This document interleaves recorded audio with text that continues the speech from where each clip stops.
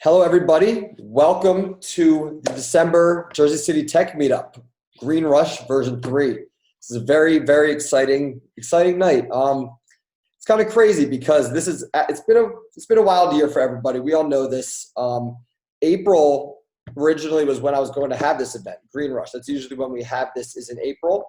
We had it for the last 2 years, and it's been one of our best events as far as, just attendance and engagement. And it's something I'm always super excited about. And then kind of right as we were getting ready to jump into it, that's when, the world started getting a little crazy and businesses shut down. But that didn't stop us from the great news of 2020, which was the legalization of recreational marijuana in New Jersey. And this is extremely exciting. And I know everyone has a lot of questions. And we have an amazing lineup of speakers and panelists who are going to kind of run through what this all means for us, for businesses, and for the community in general. So it's extremely exciting. I'm really happy to be here. I'm happy you all joined. So thank you for coming. Just a quick background. Just Jersey City Tech Meetup is a tech organization that hosts events on different topics each month. Anything ranging from cannabis, social media marketing, to blockchain, to LinkedIn, anything really. So there's not one topic we cover with this meetup. It's really about diversity and inclusion with the community. We're here for entrepreneurs and businesses alike, covering everything. And cannabis just so happens to be something that interests me and interests the community. So this is why we cover it. Just want to clarify there that we are a tech organization to clear up any misconceptions. What we generally do with the events is in the physical events, we would have a time in the beginning for people to kind of get up and say announcements, whether you're with an organization who has an upcoming event, or you're looking for a founder, or you're hiring, whatever it may be. Anything you have that you want to share with the community, I would normally give people some time to talk about that. However, now that it's a virtual event, it would be a little difficult to kind of get everyone on here to say their bit. So if you have something that you'd like to share with the Tech Meetup community, feel free to email me, ben@jctechmeetup.com, and I'll share this with everyone after the event as well. And then I'm going to kind of compile an email with everyone's news. I've been doing this for the past 7 meetups now, and no one's really used this opportunity for free advertising. So I just want to stress, y'all really can email me, and I will share it with the community. I promise. So yeah, it'd be awesome if you want to share anything. Happy to do it, because that's what we're about. We're about community and collaboration here. Kind of the format of the event. I know I saw you all jump in to the chat with a yes when I asked about the screen share, so I appreciate that. I want you to treat the chat as kind of your networking opportunity. So as the conversation is going on with the panelists, the chat is your opportunity to introduce yourself, to chime in, be a part of the conversation. So I highly encourage everyone to drop in the chat throughout the entire event and kind of let everyone know who you are, because that's what it's for. This is kind of the new way of networking for now. So don't be shy, drop in and let us know. And there's also Q&A. So basically at the bottom of your Zoom menu, you'll notice a Q&A. Feel free throughout the panels to drop in your questions, because we're going to take some time at the end of each panel to cover those questions. So don't be shy. Chat is for networking and communication, introducing yourself. If you have any questions for the panelists specifically, I'd recommend dropping those in the Q&A. Oh, yes, that's a great point. Thanks for saying that, Ralph. Yeah, when you go into the Zoom, initially when you go to the chat, it'll just say all panelists, and then you'll just be chatting to the panelists. So just make sure when you're doing the chat, it says all panelists and attendees, so that you're kind of communicating with everybody. So appreciate that note, Ralph. That is a great point. So I'm super excited about this. Let's, a few more announcements, and then we're going to jump into what everyone's waiting for, which is this amazing conversation. All right. So if you're looking to be a part of this community on an ongoing basis, feel free to join the Jersey City Tech Meetup community on Facebook. We have these events on a monthly basis, but I don't want it to just be, once a month you're in the community and then you wait another month. This is a place you could go and kind of engage with everyone on an ongoing basis and share any news about your business or things you're looking for, collaboration opportunities. So feel free to join this community. And this is for anyone, whether you're in Jersey City or not. I know it's called the Jersey City Tech Meetup community, but this is all inclusive. So whether you're in this area or not, if you're an entrepreneur or in business in the tech space, we encourage you to join, and it's open to everybody.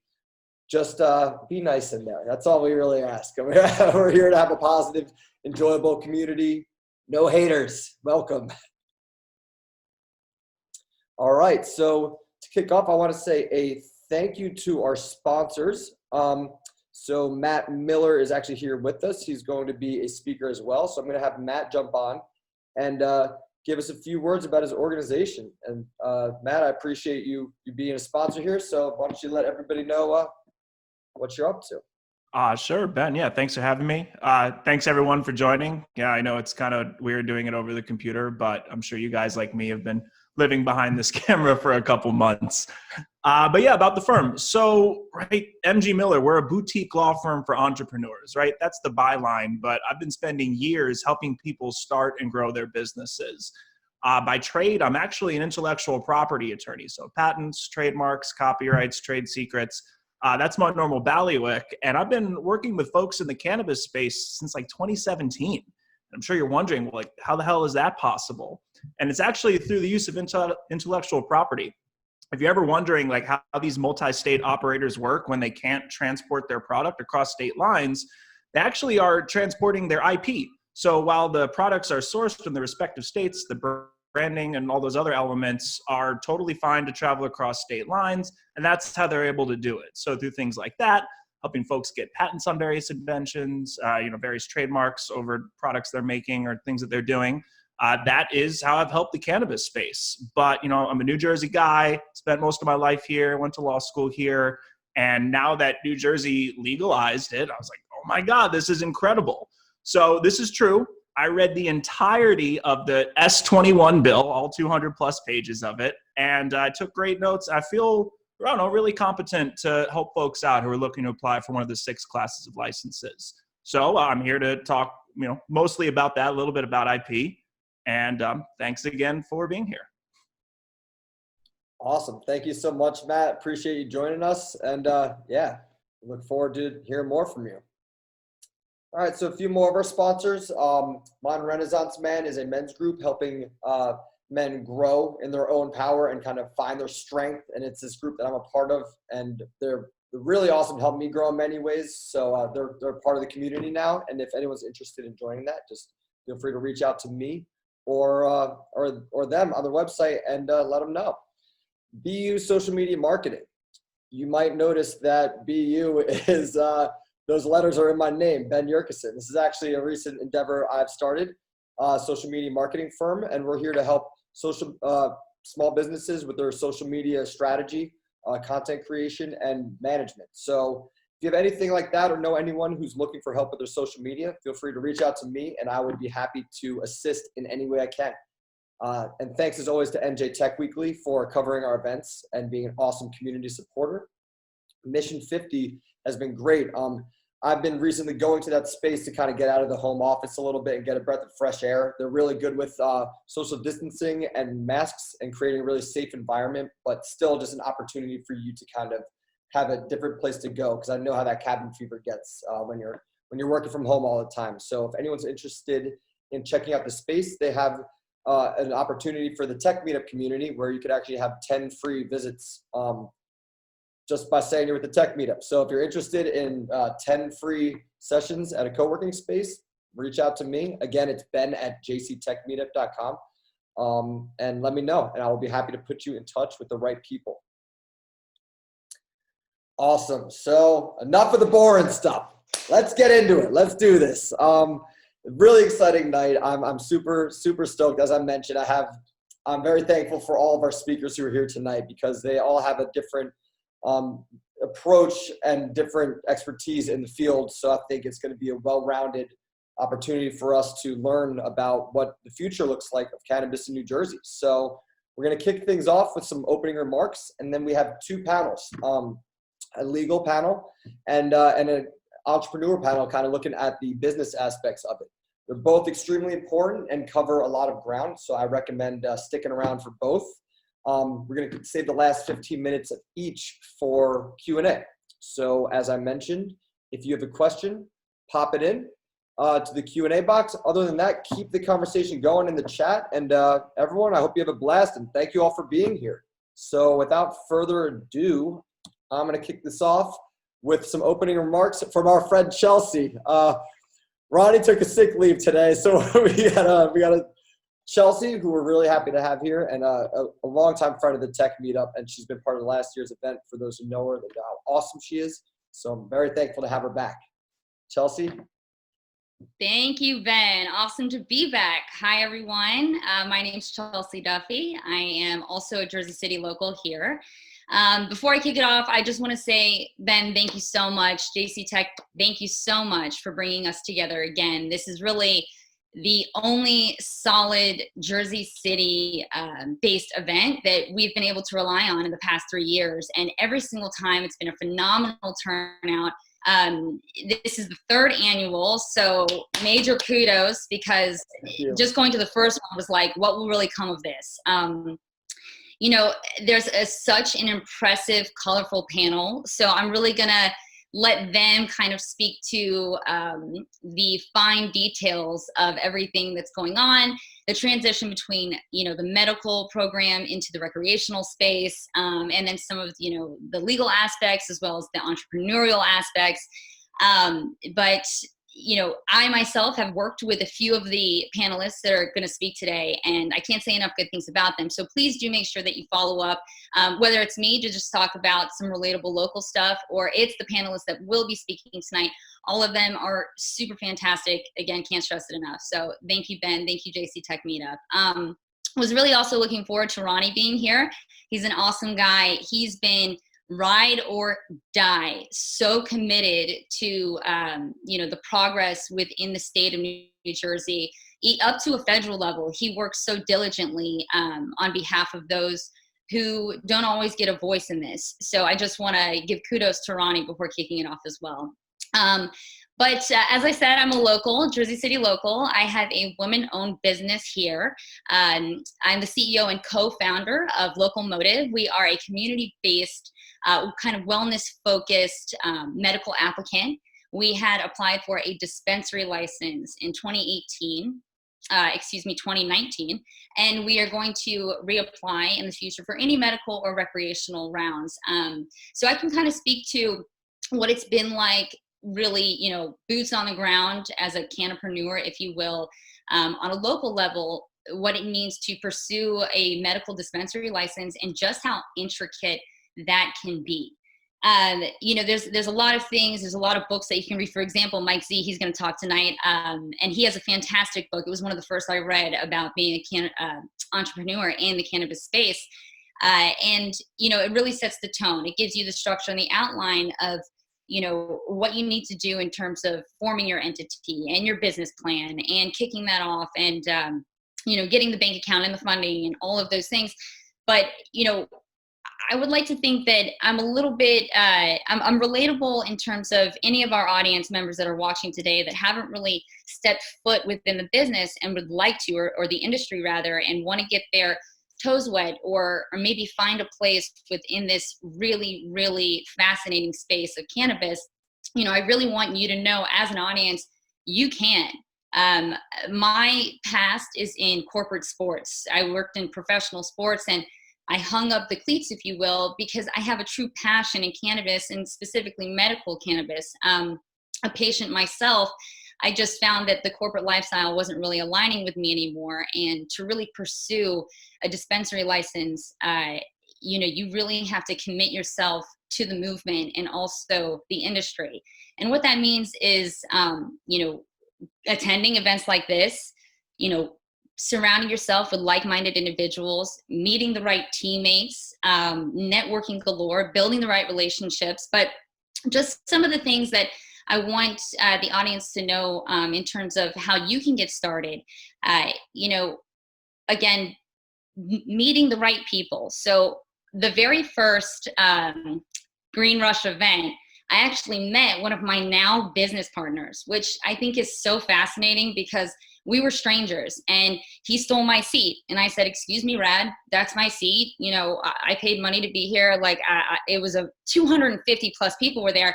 And, you know, me kind of bumping shoulders with this guy and telling him that he stole my seat turned into a now 3-year-long partnership.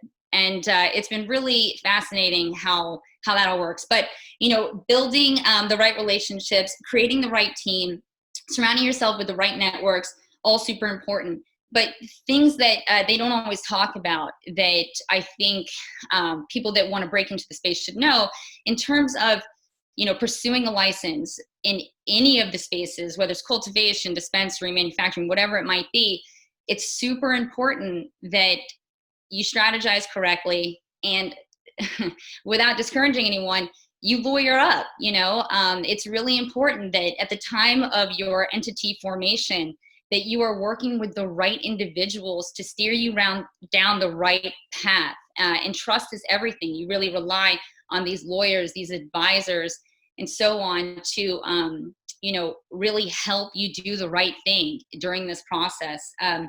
Along with, you know, the lawyers and the advisors, you're going to need application writers, and you're going to need funding. And a lot of times when I first came into the space, I thought funding, that's going to be the most difficult thing to secure during this whole process.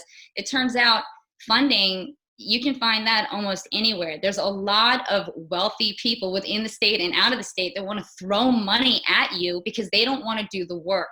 And what the work really consists of is boots on the ground, getting to know your community. Who is in charge of the zoning board? Who's your zoning director? Who runs the planning board? What's going on there? Do you have a relationship with your mayor? Should you? Do you know who your council city president is? You're going to have to present and get approvals from all of these people. And sometimes, even if you're well represented, lawyers won't always get you those relationships. So you really have to roll up your sleeves and show up. You have to show up to city council meetings. You have to show up to things that make you uncomfortable. You have to deal with a lot of adversity, and you have to deal with a lot of rejection to keep kind of powering through.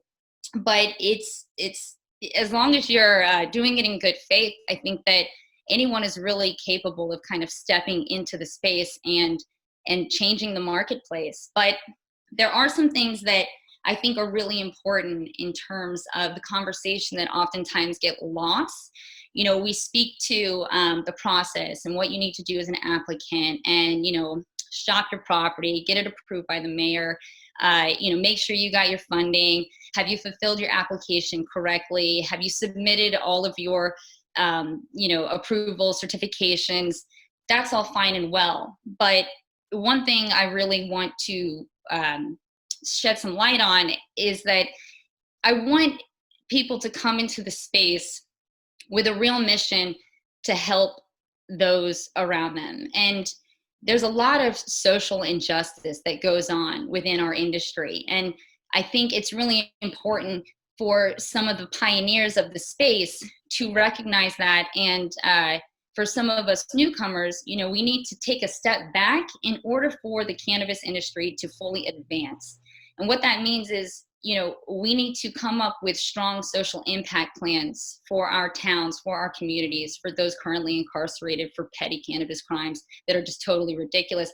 You know, I really don't believe that as someone who really wants to be awarded a dispensary license in due time, I really don't think that I should be given one unless I promise and uphold that promise to make radical changes within our industry that make it more inclusive. So while anybody is capable of kind of stepping in, I really urge you to understand that it's not just about money or logistics. It's not just about business. It's about making serious changes to our future, the future marketplace, and those who work within it. I think, you know, this is a good segue for some of my legal counterparts or legal panelists, if you will. But yeah, you know, and please, I've been at this for like 3 years here in Jersey City. I have a fantastic team, and if anybody would like to connect on, you know, how to get started or kind of ramp up your own business from a real grassroots kind of tactic, I'm here. I can help you out. There's a lot of curveballs throughout the application process that I never foresaw. Getting a labor peace agreement, what is that? That's all very interesting. Making sure that if you're a minority owned business, you better get your minority owned enterprise certification, because these are all super important things that will set you apart. So the last thing I'll say is, what are you going to do that will really separate you and your license apart from others? Take money out of it, take success out of it, take all the materialistic things out of it. Who are you? What are you willing to do? What's the good impact you will make? Thanks, guys. Wow, Chelsea just crushing it out of the park as always. Thank you so much. That was amazing, and I appreciate you kicking that off with us. You're awesome, and this is why we always have you back. All right, so without further ado, we are going to, all right, first of all, Chelsea, I see people asking for your email address, so pop that into the chat. We're going to jump into our first panel. So if Jessica, Mike, Teresa, and Ken can unmute and turn the videos on, that'd be awesome. We're about to jump into our first panel, kind of covering a lot of the legal side of the cannabis space, and especially in New Jersey for getting started. So thank you all so much for being here. It's awesome to have you. And let's start with some introductions. I guess we kick it off with Jessica, because you're top of my screen. Awesome. So hi, everybody, and thank you so much for inviting me back for the second year in a row. So my name is Jessica Gonzalez. I'm a cannabis and intellectual property attorney at a law firm here in New Jersey called Bressler, Amery, and Ross. I wear a couple of other different hats. I'm also outside general counsel for Minorities for Medical Marijuana. I sit on the policy committee for the Minority Cannabis Business Association, and I was part of the NJ-CAN coalition to help push legalization forward in New Jersey. And then on top of that, I'm also a director at the National Cannabis Advisory Group as well. So I work a lot in this space. It's primarily what I do, and just happy to be here today. Great. Thanks so much, Jess. Happy to have you back, as always. It's awesome to see you. And then we'll jump over to Mike. Hi, I'm Mike Z. And first of all, I have to say great job to Chelsea, and thank you for plugging my book. I really super appreciate that. Cannabis business book available on Amazon. I'm the founder of Hi NY. I have produced cannabis education and networking events for about 6 years pre-COVID, and have done a bunch of writing, and education is really my focus because I think there's an almost infinite need for education in this space.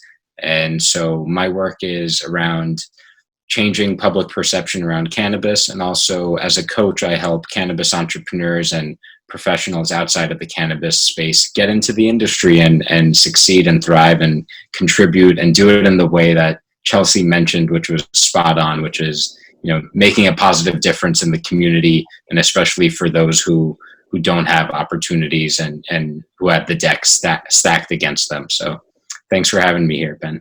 Awesome. Thanks so much, Mike. Appreciate you. All right, jumping over to Ken. So I'm Ken Starlin. We run a consulting, my wife and I run a consulting group here called KSDC.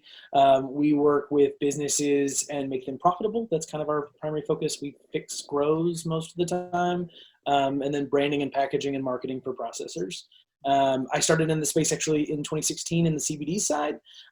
Funny enough, I'm in Oklahoma, an Oklahoma native, sorry.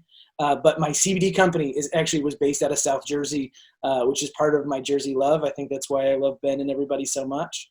But yeah, just kind of happy to be here, and hopefully I can help and bring a little bit more information to the group.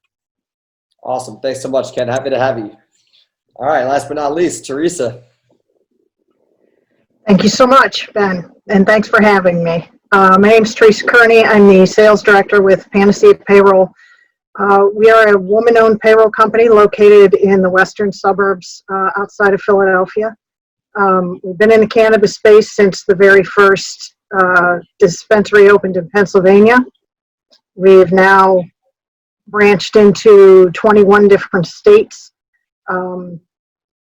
It's been a great ride. It's been a roller coaster. Even being in an ancillary business like we are, we're just enjoying ourselves in this industry so much and really focusing on helping the people who need, you know, what everybody here provides: back office help, advice, pointers. You know, there's so many things that people don't think of when they get into this industry that we try and help with as much as we can. Amazing. Well, thank you all so much for being here. Great to have you back and to have new ones here. Very, very much appreciate that. Now, let's just jump right into it. So I want to kick off with something that's very, very, I feel important, that I think a lot of people might be curious about, and if they're not, they should be. I'm going to kick it off with Jess. So a lot of the historical cannabis laws have been targeting marginalized communities and minorities in a negative way. So I want to hear your perspective on how you feel this new legislation is going to turn that around and potentially bring a positive impact to those who have been hurt in the past. Yeah, sure. Absolutely. So, you know, just kind of for folks who, if you're in tune to what's going on in New Jersey, I think the best way to put it is that it's a shit show right now. And really, you know, what ended up happening was when we ran the campaign with NJCAN, we ran it on the pillar of social justice and social equity, right? We ended up having the most successful cannabis campaign in the country with 67%, close to 3 million New Jerseyans who voted in favor of cannabis, and it won in every single county. This was that number, 67%, was very alarming to legislators in New Jersey, because then you could actually see the disconnect between legislators and their constituents, when for years they were dragging this feet on this bill, and now it shows that a majority of their constituents are actually now in favor, right? So the week before legalization happened, they said that they were going to introduce a bill, basically it's going to be 2703, which was the old adult use bill. They ended up introducing the legislation Friday night at 7 p.m., with a hearing scheduled for 10 a.m. on Monday.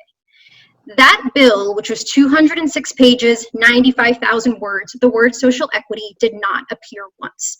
There were certain quote-unquote social equity provisions that they added in there that to them is social equity, but to advocates on the ground who have been working in this space, they don't actually touch social equity at all. So what ended up happening was I testified, and I gathered a group of about 14 people from around the country to help testify with me against the bill for its lack of social justice. So then what ended up happening was the bill did proceed, but it never proceeded to phase 2 because they pulled it because of so much controversy that there was surrounding the bill. We talked to media, we talked to press. If you guys want to look me up, you'll see all the comments and articles that I've written for this. So now what ended up happening was the Assembly came out with their own amendment. The Senate came out with their own amendment. So now we have 2 amendments to this bill that are currently contradicting each other. So in terms of social equity, they contradict each other in 2 ways. So the first one is really tax allocation, right? And so what I've been advocating for years is, one, we need to have a social equity applicant status in the same way that Colorado, Washington, Illinois has it, right? Whatever that status is, the way that I propose the definition, I don't think there's really a right or wrong answer, but that status needs to be codified in the bill. The second is there needs to be tax allocation. There needs to be tax revenue that is earmarked specifically for those social equity applicants. So right now, we don't have a social equity status. What the legislation says is folks from socially and economically disadvantaged communities, without any definition to ascertain exactly who they are referring to. So the Senate is proposing that 70% of all tax revenue is going to go towards municipalities that meet the definition of an impact zone. So for here, Jersey City would be considered an impact zone. It has more than 120,000 in population. It hits a certain crime rate as well as unemployment. But what ends up happening is that it's saying that 70% of that revenue is going to go towards municipalities, not actually to applicants. And then the municipalities are going to have the discretion to do what they want with it, which is pretty dangerous when municipalities don't have the cannabis education necessary to be able to actually implement it correctly, right? The Assembly it did not appropriate 70% to it. The Assembly, what they did was they didn't actually put a number to it, but they did add another tax bucket that it would go towards programs for social equity, and that it would also go towards the office of what's called the Office of Minorities, Disabled Veterans, and Women's Cannabis Development. It's a terrible name, but that is the name that the commission will create it to oversee a lot of their kind of quote unquote social equity provisions. So what is consistent though, is there is going to be 15% towards minority certified businesses. So what Chelsea spoke about in the beginning. So if you meet that criteria, 51% of your owners are minorities, you can get that certification. Or in the other 15% to go to disabled veterans or women as well. There will also be conditional licenses, meaning you can have 70% of your application complete and still submit for that, and then you have a certain amount of time before you actually have to perfect it. And the other one is micro licenses as well, which are licenses but on a bit of a smaller scale.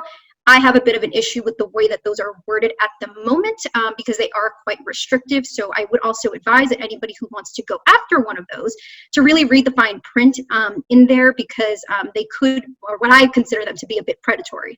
But that's basically where we are right now in terms of social equity. There has not yet been a bill introduced that kind of codifies all of the amendments. So we're still in a waiting game, but the legislators all have my recommendations. So I'm here hoping that they'll implement some of them. Well, thank you. Thank you so much for all the work you do. This is very, very important work, and that's awesome what you're doing. You're fighting the good fight, so I appreciate that. And a question I gotta have to follow up on that, which anyone can answer, but kind of directed towards you, is what can businesses and individuals in the community do to push that forward and create that social equity? Say, people watching here, what can they do? What's their role they can play? Yeah, I actually got a lot of folks who, DM'd me, sent me emails when they saw my testimony. My testimony ended up getting quoted in the New York Times, in Rolling Stone. And so I've been getting a lot of publicity around this, which is great because people are noticing. And the best way that I can tell folks to advocate for this is when there are these committee hearings, that two have already been held with the Assembly and the Senate. The Senate requires you to go in person, but the Assembly is through Zoom. And so you can actually testify and you can give them your thoughts on what you want to see for your business. And this is not only for social equity as well, but it's for, what business opportunities are you seeing and what barriers are you seeing that are not allowing you to get to these business opportunities? And then let the legislators know. Because what we, I think, tend to assume as constituents is that legislators know what they're talking about, right? But when we are immersed in this industry day to day, every single day, we have a very, very close-up view of what's happening. They have a bit of a bird's eye view of what's happening. So it is important to educate them, and it is important to let them know really what you want to see, because the good thing is that we have the numbers are there. The numbers are showing that there is support for this, and that because it was ran on a social justice campaign, folks voted for it. So I think the best way is, I don't know if there are going to be any more committee hearings. However, if there are, I would urge folks, I'll put in my Instagram in the chat. You can follow me. I've been giving everybody updates, how to sign up. I even did like a how-to video. But if there are no committee hearings, the best thing you can do is find out who your legislator is, who represents your constituency in your community, and email them and let them know, because we need a lot of support, and we are working on a letter right now and hoping to have various organizations sign on to it in order for us to have a cohesive voice. But it is important, because the more support that we have and the louder that we can get, the better that they'll hear us. Awesome. Thank you so much for sharing, Jess. I appreciate that. Yeah.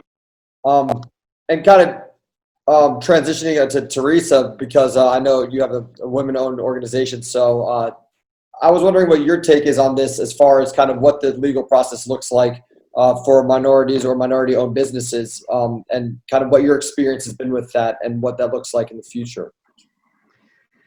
Well, it's been an interesting journey for sure. There have been a ton of things that there's constant roadblocks of one type or another. Certainly roadblocks for us as the payroll company, but also for our clients, and it's an ever-changing roadmap. It's constant hurdles to get over. They'll start out with, say, a bank account, and within a month or so, or maybe weeks, the bank decides that they don't want to be in the industry anymore, or they suddenly found out, even though, our client was perfectly open and honest about what they do, all of a sudden everybody panics. Right. Oh, we can't be in this industry. I can't begin to tell you how many times I've taken a panicked phone call. My payroll company just backed out on us. My bank just shut down my account and told me to show up and pick up my check.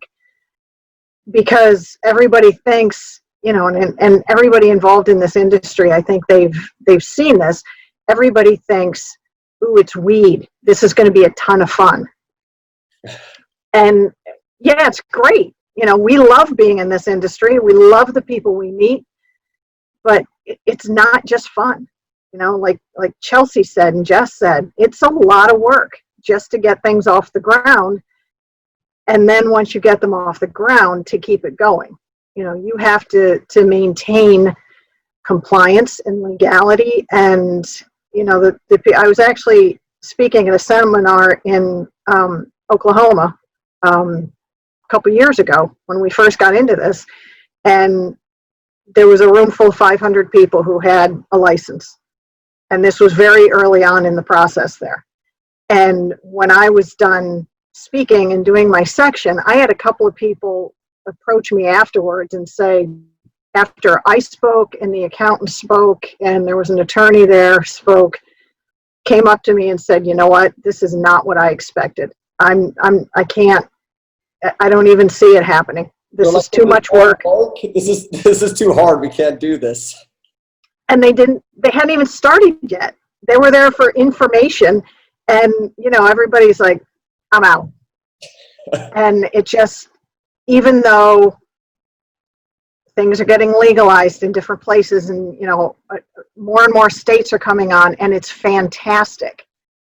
There's constant, you really have to, one of the things we had to learn to do is just be mobile, constantly mobile, because the landscape changes on a day-to-day basis. And you got to roll with it, or else you're going to get left behind. And, all the time and the money and the effort you've put into it, if you can't be fast on your feet, you're probably not going to make it. This is not like opening a restaurant, which is hard enough, mind you, but this just has so many more things that you have to worry about and be concerned about. Right. Yeah, I've been to a few of these events where I kind of learned a little more about the process, and I was like, all right, people think this is just like, oh, I'm going to get in the weed industry. It's going to be fun. It's like, no. This is one of the hardest things you could do. So you need to be passionate and really, really have your head in the right place to get this done. So absolutely. Thank you for sharing that. I want to jump over to Ken and Mike. I kind of have a question I'm gonna send to both of your direction as the out of towners of the meetup. We're talking about the cannabis in New Jersey, and as two people from out of New Jersey, I kind of want to hear from your perspective. Based on what you've seen in other states who have gone legal, what do you foresee the process looking like for New Jersey? Mike, you want to go first? No. Okay, so here. Ken, you're up. I got a super fun answer for this. I was kind of actually hoping I got to go first, but I was trying to be polite. It's just like everybody else said. It's going to be a shit show. Part of it is like, what do you guys have? You have 50,000 existing patients right now. It's believed national average, like 20% of adults consume cannabis. So you guys are expecting to have about 1 million people in the industry wanting to purchase products and all of these things, like waiting and itching. And I don't even know if you guys are going to be able to grow enough weed. Like legitimately, like not even getting into like the brass tacks of like what Jessica's talking about, like legislation. You guys are not settled up. You have a ton going on there. I mean, Arkansas, it took them 2 years to put their medical program in place because of the legal battles. So, I mean, in the times and the chaos, like it's unprecedented of what you're going to deal with because every state is ever so slightly different. I really love what I think New Jersey's doing. A lot of stuff Jessica's talking about, like feeds my heart and soul, because my favorite quote locally is legal cannabis about our business, or is it about fixing the war on drugs? And I do stand by the fix the war on drugs. to stay on that path and not just make it a business, it's a longer fight. It's such a longer fight. It's such a more intense fight. We were really lucky in Oklahoma because we wrote like the best bill in the world, and they just said they tried to fight it, and we protested. And so like when people were asking Jessica like what to do, like my personal advice, like do everything she said to do and call all of your representation. I don't mean call your governor and your mayor. I mean, yes, call your governor and your mayor and your city councilman and your house and your state. Call everybody. Make sure they understand that the people that they represent have similar interests to this bill so they understand what they're fighting for. But somebody said it in the comments, these guys don't know anything about cannabis. Nothing. It's going to be a shit show. The key will be people like Jessica to make it as small of a shit show as possible. You got to minimize the shit pile, right? Yeah. Awesome. Thank you. Let's hear from you, Mike. What are your thoughts? I mean, I have to say I agree 100%. It's definitely going to be a shit show. I think what we've seen on the East Coast in particular is none of these markets on the East Coast have been quick to get up and running. And given what we've seen, let's just stay in New Jersey for a second. Forget other states. Look at what we've seen with New Jersey's medical rounds. The last 2 rounds, one of them is still in litigation, still being contested. It's a year, 2 years later, and they still haven't awarded those licenses and got those businesses up and running. Yeah. So, I'm, I don't want to say pessimistic, but I think being realistic, I don't expect that it's going to happen smoothly or quickly in New Jersey, especially given everything that Jessica pointed out, that, there's still so much that needs to happen as far as this legislation getting to a place where it's going to get passed and agreed upon. And then you have to go through the licensure process. Who knows how, if they're going to get that through the first time around. So you might be looking at several months, even a year, maybe even more before the adult use program actually opens its doors. And so I think one thing that we can learn from other states and from New Jersey is that there's going to be lots of unexpected turns of events, and you really have to be nimble. Like Teresa said, you have to be able to pivot, and you have to bake all of that into your game plan up front. You have to know that it's not going to go according to plan. Right. There's going to be crazy stuff and chaos. So I think it's important to know what you're getting yourself into truly before, trying to go for a license, and really take a look in the mirror and ask yourself, why are you doing this? Are you in it for the long haul to fix things, to do things better, to create a new, to integrate cannabis into society in a healthy way? Or if you're just doing it for ROI and a profit motive, you might be very surprised at what you discover. Right. And actually, just to kind of just jump off of what Mike was talking about as well, people keep asking, when is this going to happen? Or, when can I legally consume? And so I think it's also important for folks to understand kind of what needs to happen is this bill needs to pass first. But January 1st, 2021, the New Jersey Constitution automatically changes to legalize adult use cannabis. So if we don't have a piece of legislation regulating the market before that time, it's going to be confusing. It's going to be a bit chaotic. And so if folks are wondering why are they trying to push this so quickly, that's because we're against the clock until for January 1st, 2021. Our commission also needs to be set. We don't have a commission just yet. Currently, only 2 have been appointed and 1 has been announced. So we're still waiting on 3 others. Once the commission is formed and once this legislation has actually been enacted, then we need to come up with regulations. And so with those regulations, they're all subject to the Open Public Hearing Act. So all of them actually need to be out in the open, and folks need to, there be a comment period, people will be able to testify in the same way with committee meetings. And then those regulations need to be implemented. And then a licensing process actually has to go out there. And then they have to accept it. So that's why there's so many steps to this. It was why it can't be automatic. Now, in terms of purchasing adult use cannabis, once the current operators can certify that they can meet patient demand, which currently they cannot by any stretch of the imagination, then they'll actually be able to dispense adult use cannabis. So right now, the bill actually gives the current operators an additional 2 cultivation sites in addition to 2 satellite sites. And so what that's trying to do is trying to make them expand really as fast as possible to be able to kind of meet this demand. But once again, trying to do things in a rush just to lead to errors. But that's just where we're at. And I just want to make it clear for folks a timeline, because that's a question that everybody keeps asking. Just to clarify, as someone who's not really in the space, and I'm trying to understand, is January 1st, is that when decriminalization kicks in? Is that?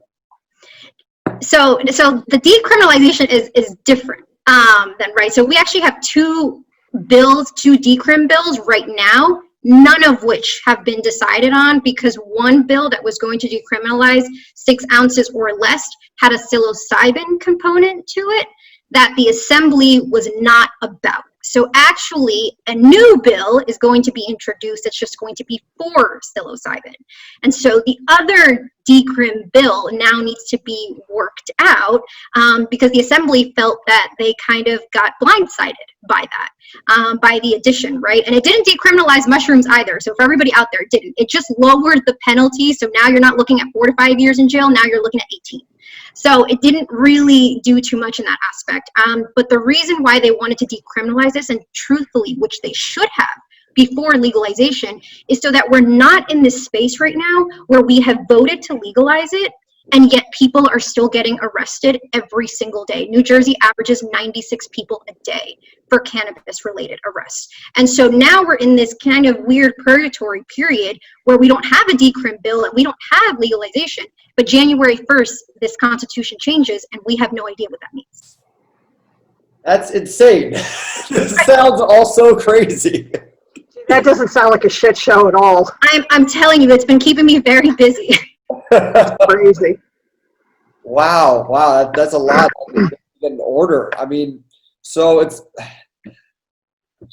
should the people know as far as like just how they go about their day? Like, let's put aside like dispensaries opening, anything like that. Like, if you have weed in your house, right, or if you're walking in the street smoking weed, what should they know about these kind of things? And I'm not saying that about me. I'm just saying that for the viewers. Yeah, sure. So this is purely educational, not to be considered legal advice. But, I would not really recommend really walking, outside and consuming, because we still have to realize that municipalities are going to be able to enact their own ordinances and really kind of say whatever happens and goes on within the borders of their town, right? But now smell will no longer be probable cause. That's not going to be enough of a reason for them to go and search you. Now, while police could find other reasons, there's of course that, but smell will no longer be one of them. And so the best thing really is in how it's phrased in the law is that the cannabis, in order for them to assume that it was acquired legally, would have to be in the container of that dispensary, right? And so it should not be also in your passenger seat. It should be in the seat behind the driver's seat, somewhere where it's out of reach, but not in a random bag, but actually in a labeled bag that shows that it was acquired legally. And so that's really what's going to be, kind of a tricky scenario, is, this kind of whole possession distribution, because if they decriminalize 6 ounces or less and you're carrying 6 ounces, you can't go to a dispensary and buy 6 ounces, right? So there's going to be a bit of kind of that sort of confusion, but what I would tell folks is really just kind of err on the side of caution.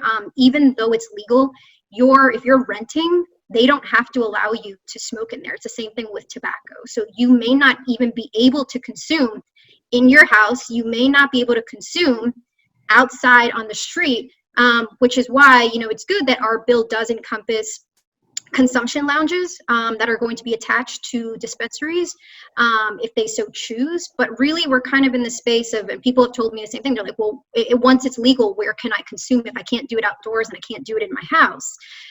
But, you know, the one thing is if you do it on the street, you're not going to get arrested, right? And so it's going to limit the police interactions. Right. Okay, that's very good to know. Thank you for sharing that with everybody. And it's like, I guess, like, where do people, this is for anyone, where do people, if they want to stay up to date with like what they're allowed to do, what not, I feel like it can be so overwhelming for people. Like, where is a good source of like exactly what, is that not existent? Is that shake? No, until we have the actual enabling legislation, which will probably be anywhere between 200 to 250 pages, that's where you're really going to find that. But, you know, if you don't feel like sifting through 220 pages of legal language, because it is, you know, confusing, I do think that the commission will, you know, once it's set up, actually have an educational component to it. It may be some time till we see that. But I do try to do my best through my own social media and my articles to kind of break things down. So once I actually have a final version of what we're looking at, we'll start taking it apart and I'll start kind of, you know, sharing it around, of kind of putting it into English. Awesome. Thank you so much for sharing that. I have a it's kind of shifting gears. I have a question for Ken, but I just want to remind everyone, if you have any questions as we go throughout this, don't forget to drop them in the Q&A, because we're going to cover that in the last 15 minutes of the panel. So don't be shy, drop your questions. Ken, since I know you said you got your foot in the door kind of in the CBD industry. So I was wondering what the laws look like for organizations that are already foot in the door, CBD or, you know, medicinal dispensaries, right? If they want to get into the recreational space, what kind of advantages or one foot up do they have over someone just starting from scratch? So, I mean, going CBD to THC is really, so I'm a tincture patient. You guys will get overwhelmed when you guys become rec with all the different products that are going to come onto the market. But I'm still, I classify myself a medical consumer by day, and then we'll call it a rec consumer by night. But, you know, so for me, that oil is something I learned to make in CBD space. Topicals, pain patches, roll-ons, bath products, anything that like you need to really fine-tune to like the medical community is really more where like the CBD transitions a little bit better. Rec, and I hate to say that I'm trying not to get myself in trouble with wording. I am a big proponent for a good medical program before a bad rec program, and I think that the key is like existing like medical. If they truly know what they're doing and they truly have good success with it and they've been doing great things, there's obviously like easy transitions to step into rec and to get bigger. But if they're not doing certain business things correctly, like because there's a million CBD companies, half of them don't run a good business. Like, and I'm not trying to be mean to anybody, like they just don't run a good business. And like, even for like half the people that we consult for are former black market, former dealers, former all of these things, and they always try to make these transitions. They just don't know how to run a business. So the real key is going to be anybody who's very good at running a business and understands the product. Those will be the people that will succeed, irrelevant of where they came from before. I don't know if that answers your question. I hope it did. Oh, it does. Thank you for sharing that. And I don't know if anyone else has anything else they want to touch on that one. I don't know, Mike or Teresa, or we can, if you don't, that's fine. We can move on too. Yeah, honestly, I agree with Ken completely. We have clients who are, you know, former old stoners who've been growing it for years, and now they want to take it legit. It's a very common, you know, or even we have a bunch of people in Oklahoma who used to grow something else. They grew a crop, you know, and now they thought hemp will be great and I'll make a ton of money, or marijuana will be great and I'll make a ton of money. And it doesn't really work that way. You know, you get the old stoners who, well, I've been growing this for years. How much tougher can it be? But they don't run it like a business.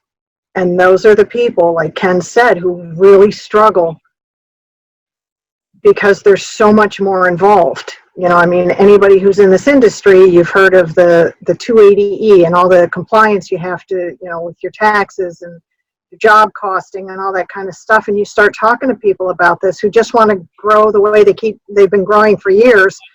And and their heads explode and they don't know what the hell you're talking about, and they don't want to. You know, and I tell people all the time, it's not really in this industry. I mean, you are under a microscope.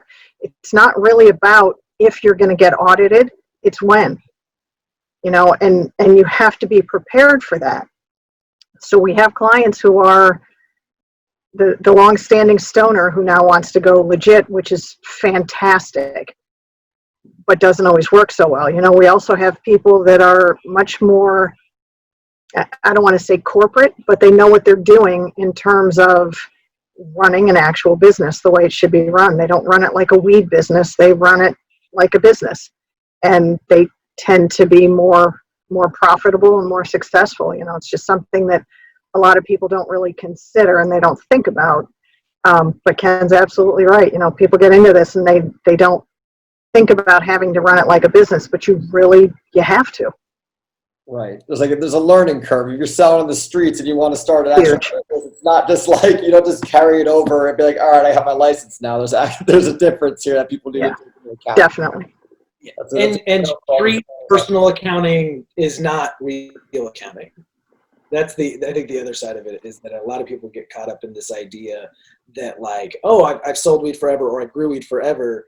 And it's a translation. Like I can make soap. And if I'm really good at making soap, I might be able to make soap professionally, but I might not. There's that translation of like doing it for yourself and doing it on a commercial level. I grow 12 plants in my garage. They're the 12 most beautiful plants you'll ever see. We also grow 20,000 plants on the north side of town, and they're still beautiful, but the game is completely different. And so, yeah, it's just being prepared to run it like a business, and also understanding you have to respect the plant, because this is not just a weed. And that's the most frustrating quote I get in this industry is, it's just a weed. How hard can it be to grow? Oh my God. It's not that easy. It's real hard. And like weirdos like me, like, you know, I'm a soil geek and I want to grow a very specific way, because in order for the grow to be profitable, it needs to be marketable. It needs to be high quality. It needs to be all of these things. It's not just a weed. Yet the other side of it is yes, David's soil geek. But then we see people out, you know, like in fields, like the farmers that Teresa was talking about, that like, oh, I've grown corn my whole life. And they're like, if this is a weed, anybody can grow it, and they'll grow it, but it's not worth anything because they didn't feed it the right nutrients. It's like, you just have to, it's such a well-rounded product, and it's a really weird industry for me, especially because like what Teresa was saying, like the corporate types do well, but that old stoner mixed with a corporate type is really where it kicks, because if you get the guy who actually understands the plant with the guy who has the money and the funding to get it going and knows how to run the business, that's where the money's at. Like, it's not the weird thing in this industry that I've seen, and almost like a sickening amount, is I can do everything. I got this. I'm the guy. I'm a master grower, a super extractor, dispensary owner extraordinary, whatever it is.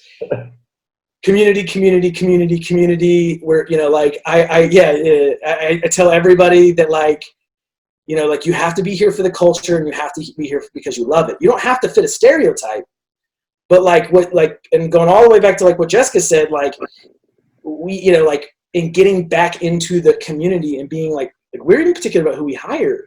Like I hate to say it, like, I almost would rather hire somebody who's done time for a drug offense than anybody else, because that guy deserves that shot more than anyone else. And yeah, I don't know. It's weird. We're in a weird space, but like when it all really comes down to this is like good businesses will succeed and bad businesses will fail, and the free market will win. That's all there is to it. Yeah, and you're absolutely right. Where the stoner and the corporate guy meet, personally, I think that's where the magic happens. It's kind of the best of both worlds. Sounds like a sitcom in the making. Could be. But yeah, no, I mean, for everything I hear from, I mean, every event I attend, it just sounds like this is not an industry you want to try to get into by yourself. You need a solid team and people surround yourself with all different business acumen and expertise. Mike, I saw you unmuted. Did you want to touch on that one? Yeah, I try to make the joke that I consider myself one of these hybrid, former corporate guy, longtime stoner. That's why I got my Girl Scout cookie tie on, you know, to try to fuse that into what I do, but it's 100% true. You know, I was just talking yesterday to someone who is the CEO of one of California's largest indoor grows and have built a brand that's been successful for many years now. And he's a business guy. He teamed up with a cannabis guy, and together they built this awesome business. You really need both, because I think a lot of the people who come, that, you know, there's the two misconceptions on each end, where the business people come in and they think this is just like any other business. I made money in, you know, widgets and I can make money in cannabis. No. And then you have the cannabis people who think, oh, I know weed like, you know, the back of my hand. I know it all. I can do this. You know, I've done it underground. I can cross over. No, it's not that easy. This is one of the most regulated, most competitive industries, and you're constantly fighting institutional anti-cannabis bias, you know, whether it's banking, whether it's marketing, whether it's, you know, crossing state lines, whether it's taxes. It's so much more complicated than just about any other industry. So to really succeed, you need that operational expertise. And if you don't have the cannabis knowledge, how could you, you know, it's just comical to even think that you could be in the cannabis industry and succeed without deep knowledge of cannabis, or at least someone on your team who has that. And it's phenomenal how many people skip that step, and the arrogance or ignorance that, you know, people come into this space and think, oh, you know, cannabis, how hard could that be? Really hard. Yeah, I mean, yeah, people are just like, oh, I'm in business, I can do cannabis. I mean, I have friends out in Texas who have like a hemp operation going on, and that's like completely different from, you know, the cannabis or CBD. I'm learning a lot myself, like the way you grow these plants and how you cure them and treat them. This is insanely complex. You can't just jump in and just get started. You need to know what you're doing and actually educate yourself on this. So hopefully, if people are trying to get in the industry, they're attending here tonight to learn something. Yeah, and also because you're going to need all that experience, to both of the types of experience, to put on a license application, right? And so in New Jersey, we're in a hyper competitive market.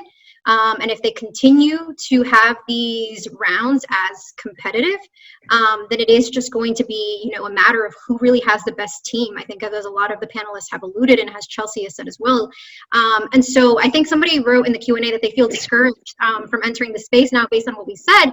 And I don't think any of this is meant to be discouraging.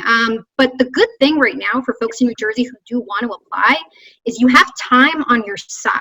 You know now that this is going to happen at some point.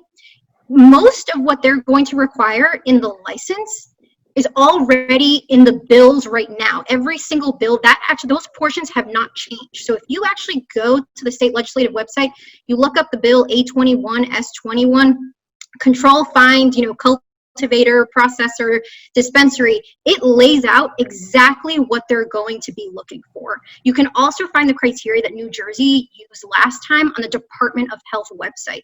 So if you are feeling discouraged based on what we're saying, I'm here to tell you to really not be, because you do have a lot of time to prepare, but it's important to start educating yourself on what you need, so that you also don't fall victim to folks trying to take advantage of you, because I'm a lawyer and I see a ton of contracts all the time, and in this space there are just so many sketchy people, you know, as Ken is, you know, he's nodding his head up and down, so he's seen. So you have to make sure that you know what you're getting yourself into. Do your due diligence, you know, with your team, but because you have time right now and you already know what they're going to ask for, you can start working on that, and you can start networking in the way that you are hopping on this and forming your team. So I just wanted to get that out there because I didn't want to discourage anybody. Oh, that's amazing. Well, And that's a really good point. Don't be discouraged. You know, this is a fantastic industry. We love being involved in this industry, and we are ancillary. You know, we're not hands on plants or fingers in the dirt or anything like that. And we love being involved in this industry. Just listen to what everybody's saying. Above all, build a good qualified team. Somebody who, you know, depending on what you're going to get into, get a lawyer. You've got to have a good lawyer. You've got to have a good accountant. You have to have somebody who who can handle your money and pay your employees. You know, we're here to help you. Everybody here is here to give you good information. It's a lot. I mean, it can be overwhelming, but don't get discouraged. Just, you know, take the information to heart, take what Jess is saying to heart, and what everybody's saying. You know, put your team together and find the people who know what they're doing. You stick to what you know. You know, what you know is retail and you want to have a dispensary, great, then do that. Do what you love, do what you're focused on, and then build your team to handle all this stuff that you may not be so good at. You know, that's what everybody's here for. And it's just the beginning. It's just the beginning. That we have this industry hasn't even particularly like started yet, not in the way that it could be. So we're just at the press. It's a very nascent. We're just scratching the surface right now. Right. Yeah. Barely. And I want to piggyback something Jessica said and Teresa has said. I wake up every day and go to work really excited, no matter how hard this is. I could tell you guys some like pretty intense like business stories of like, you know, $70,000 going missing, shops getting shut down overnight, stripped of equipment, and all of a sudden you show up and there's no check, there's no money, there's no nothing. I mean, this industry can be night and day, light switch of business is going or it's not. And I still get out of bed excited for it. I still go to work every day. I work 7 days a week. I have 8 kids. If you think I don't love this industry, it's worth every headache. I have a head full of gray hair and I'm way too young for it, but it's worth every single one of them. Absolutely. I've known you for Ken. I didn't know you had 8 kids. That's like, yeah, Wow. yeah. Good for you. They are 8 kids. We are. We're fertile. What can I say? you wear it well. You know, you don't seem all stressed out like I would expect myself to be if I had 8 kids. That hairs, man. I'm in my 30s. This is all great. You got the hat. So a quick transition over to Mike. Mike, this is great, by the way. Thank you, everyone, for these awesome insights. Mike, I was wondering, from your perspective, you know, New York, you're right across the river. How can NJ be a model for other states like New York? And do you see them kind of following in the footsteps after this process? What does that look like for you, or from your perspective? Yeah. I love this question, although I don't know how I could top 8 kids, man. That's mind-blowing. That's amazing. I love that. 9 kids.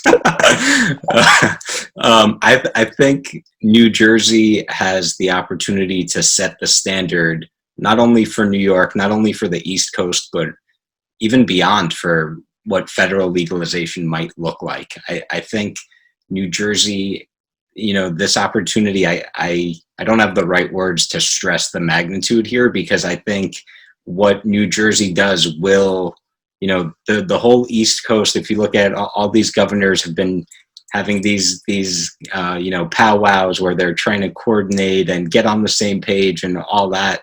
You know, really New Jersey is an incredibly unique place and is very diverse, very densely populated, a lot of wealth.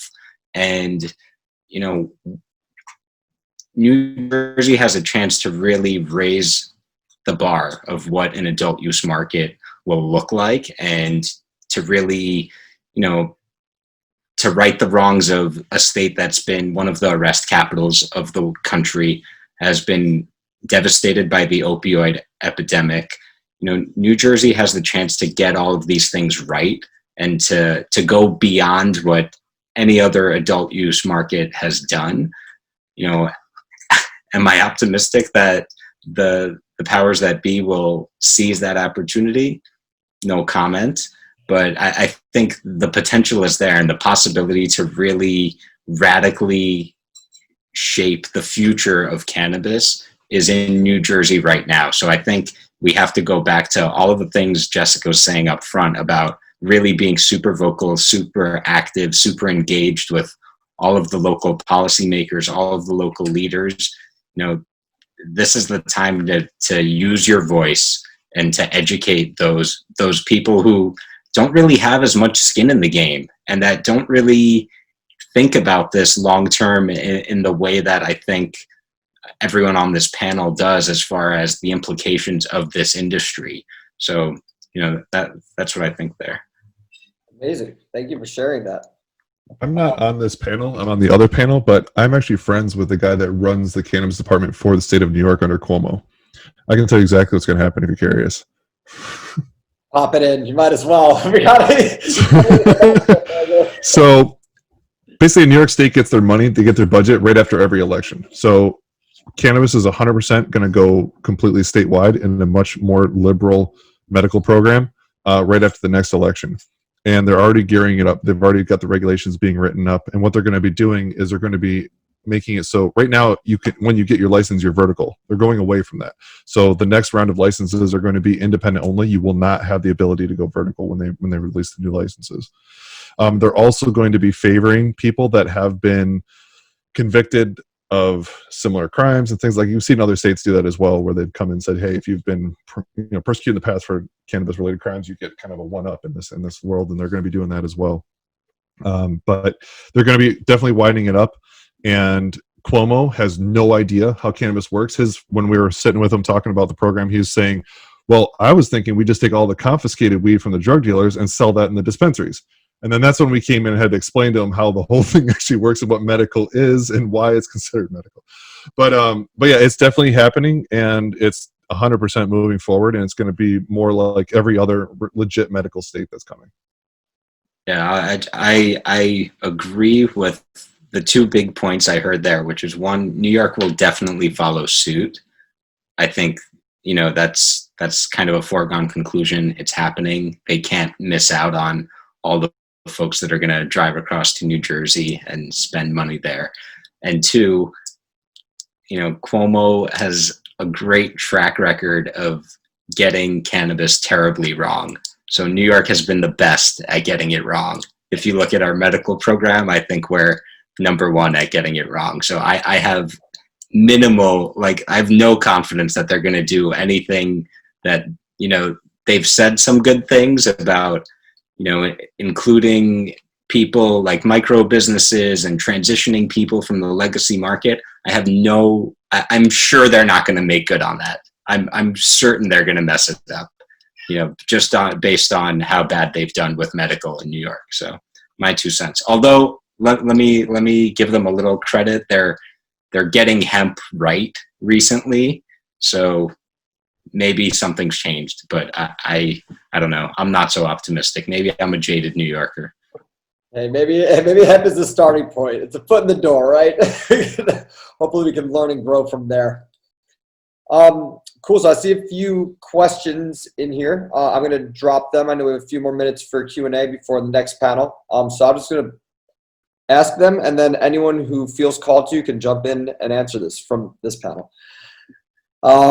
So the guy who said he was discouraged, he said, what will be the regulation on me growing cannabis in my apartment for my own personal consumption? I see Jess's face has an answer for that. There will be no home grow initially. I do believe that it will come to New Jersey, but we're not going to see it just yet, because right now we have legislators who are still really afraid of cannabis and have really, really bought into that whole reefer madness. So most likely we're not going to see any sort of iteration of any bill.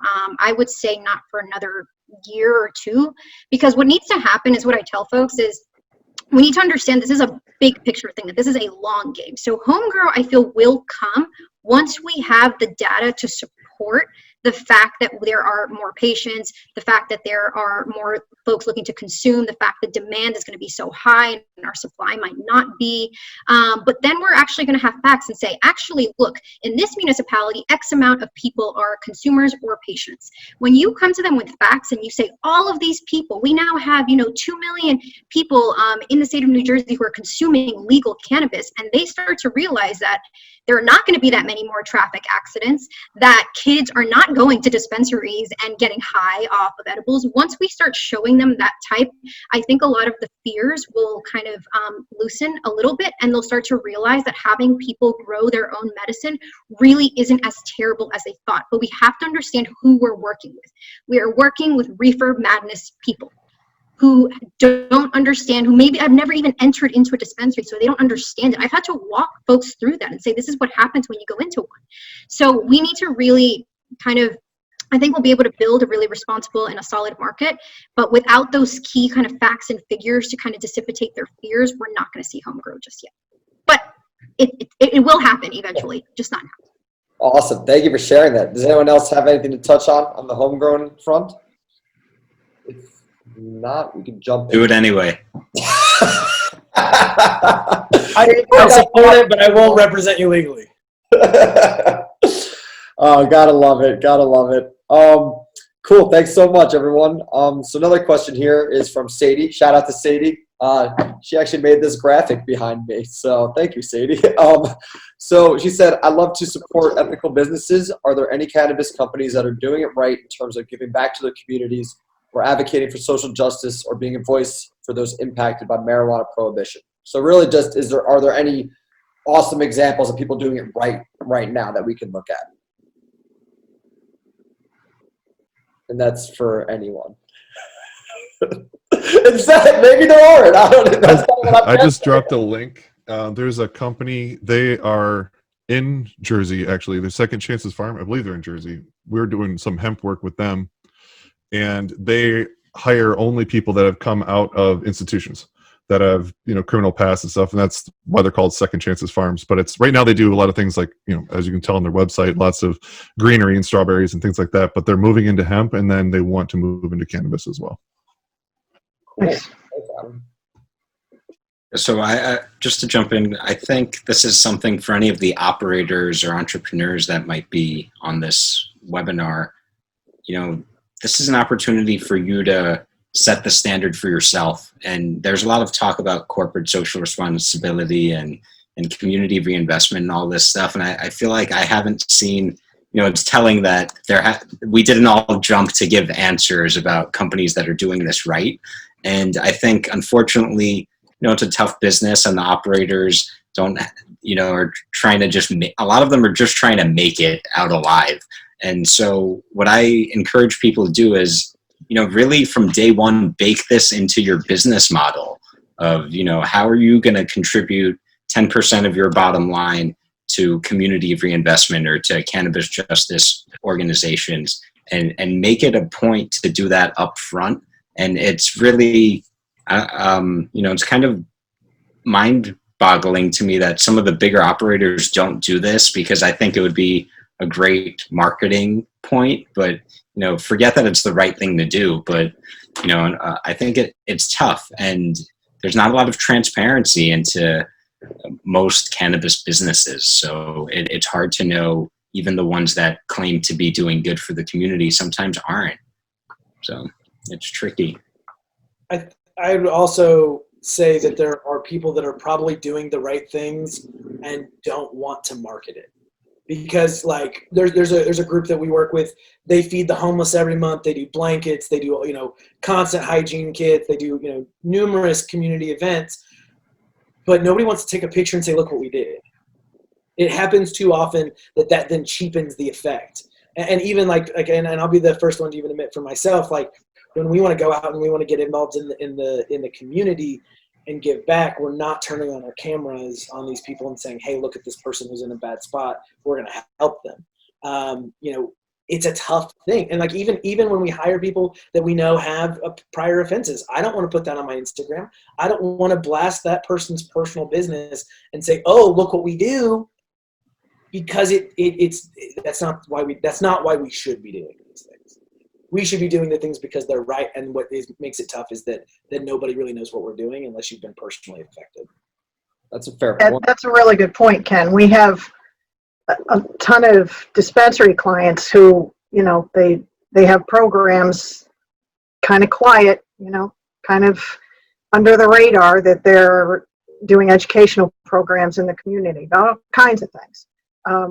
They're helping feed the homeless. They're helping to clothe, and making huge donations, but they don't publicize it. They don't make a big deal about it. They're just in their own community trying to make a difference and trying to be a positive force. But it's not something, that I could drop a link for or tell you, here, go support this one. It's just, they're just quietly doing their thing and doing the right thing, which is great. Cool. Thank you so much for sharing. That's actually super, I didn't think of it from that perspective. So thank you all for that insight. I guess we'll one more question and then kind of from the audience, and then do a round robin of close up before we jump to the next panel. So I see one here. If you obtain a micro license, is it easier to scale up and obtain another form of a license since you have an existing one already? So I'll jump in on this one. So I focused a lot on micro license just because I feel that a lot of the language is a bit too restrictive to actually provide a financially viable model. However, one of the aspects is you can't sell or transfer your micro license once you have it. And so some of the suggestions that I've offered to the different legislators is allow them to convert to full-sized operators, either 3 to 5 years from operation with a showing of compliance. Because then that'll help one with investment money, but because if you're looking at investors, right, if they're going to choose between a micro or a regular size one, and a micro has a certain quantity restrictions that it can acquire, sell, or possess, then you're almost always going to go with the full-sized operator. So right now there is currently no mechanism to transform into one. And so I am trying to push that, but I don't know how much traction we're going to get on that.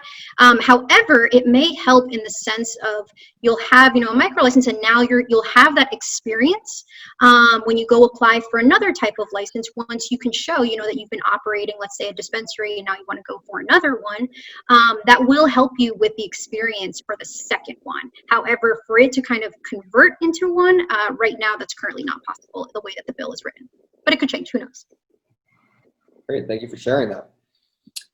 So we have about 5 minutes left before jumping to the other panel. So what I want to do is just a round robin.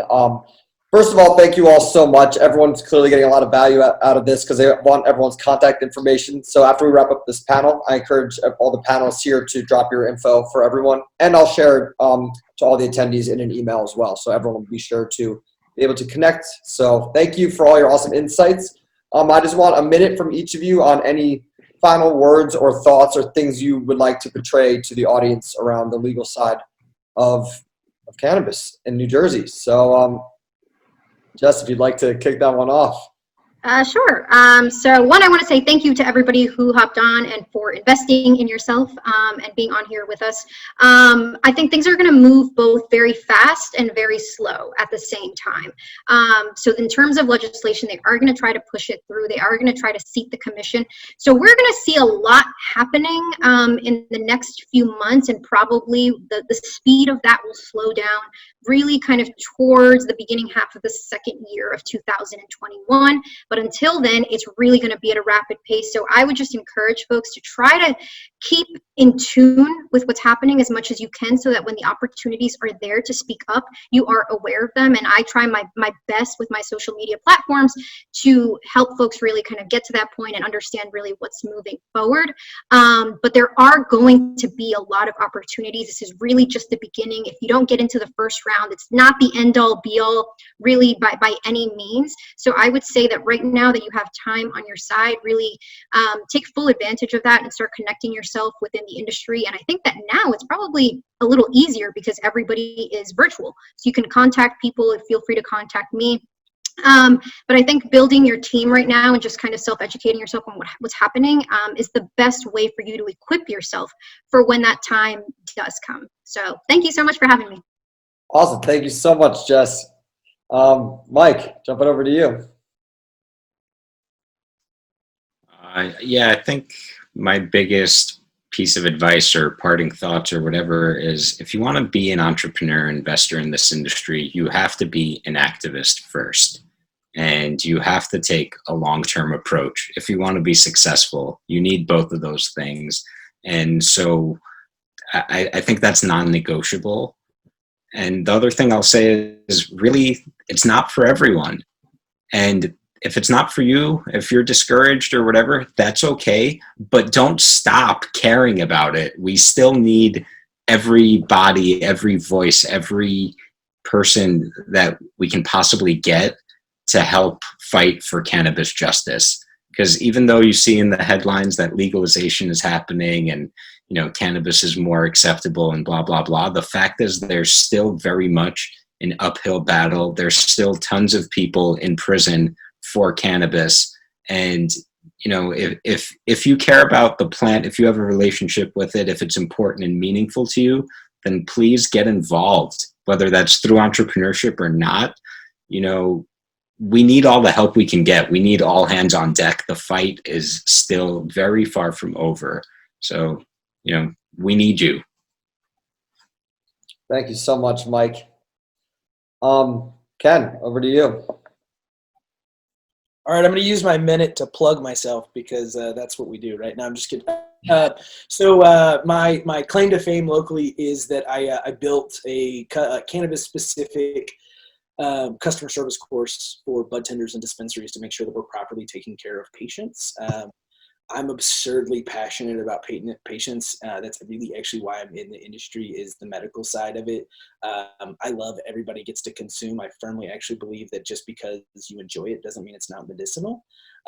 So we kind of put a ton of work into listening to patients. So I actually originally wasn't even going to move into THC from CBD. It was only when we saw that it wasn't being done correctly that we felt the need to get in. And man, I would encourage you to follow my social media. We're going to do a free course. So the course, I do it in person for dispensaries for free now. We're going to do an online one probably in January because of COVID. I can't get the groups as big as I want.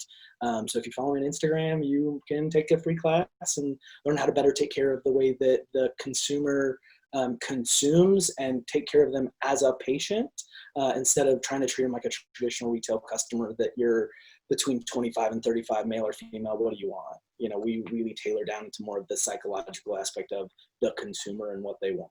So that's my plug. I appreciate everybody. Hey, Chelsea, I'll drop my Instagram link. Follow me. I'm going to do a video actually the next couple of days because it's a really weird way that I teach the course. I have little characters. You can kind of see this one right here. And that character right there represents a type of consumer. And then we educate you on how to handle that customer and how to better take care of them. So That's awesome. Yeah, I'll definitely, and for everyone, you drop it in the chat as well. But I'll be sharing all the panels information with everyone so you know where to find them because this is all very, very good stuff. And Teresa, closing off with you. And everyone, don't leave. There's another panel after this, so stay tuned. We're switching over to a different panel, so don't drop off once Teresa's done talking. So a lot of people ask me, what's the difference between regular payroll and cannabis payroll? And the short answer to that is everything and nothing at all. Payroll's payroll, taxes are taxes, but it's totally different because there's different challenges.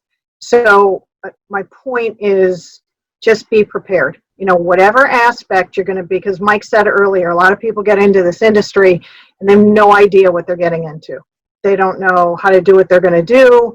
They have no idea. And we didn't. We had no idea how it was going to go, the challenges we were going to face, the roadblocks that were going to pop up. But as each thing happened, we dealt with it and we moved on and we used that experience to learn for the next time. And that's all you have to keep in mind. We initially got into this. I will be honest with you. We got into this because the owner of the company and I thought about the money and thought about the dollars. It's this industry. I went to her and I said, this industry is coming. It's going to be huge and we should be involved. And that very quickly pivoted.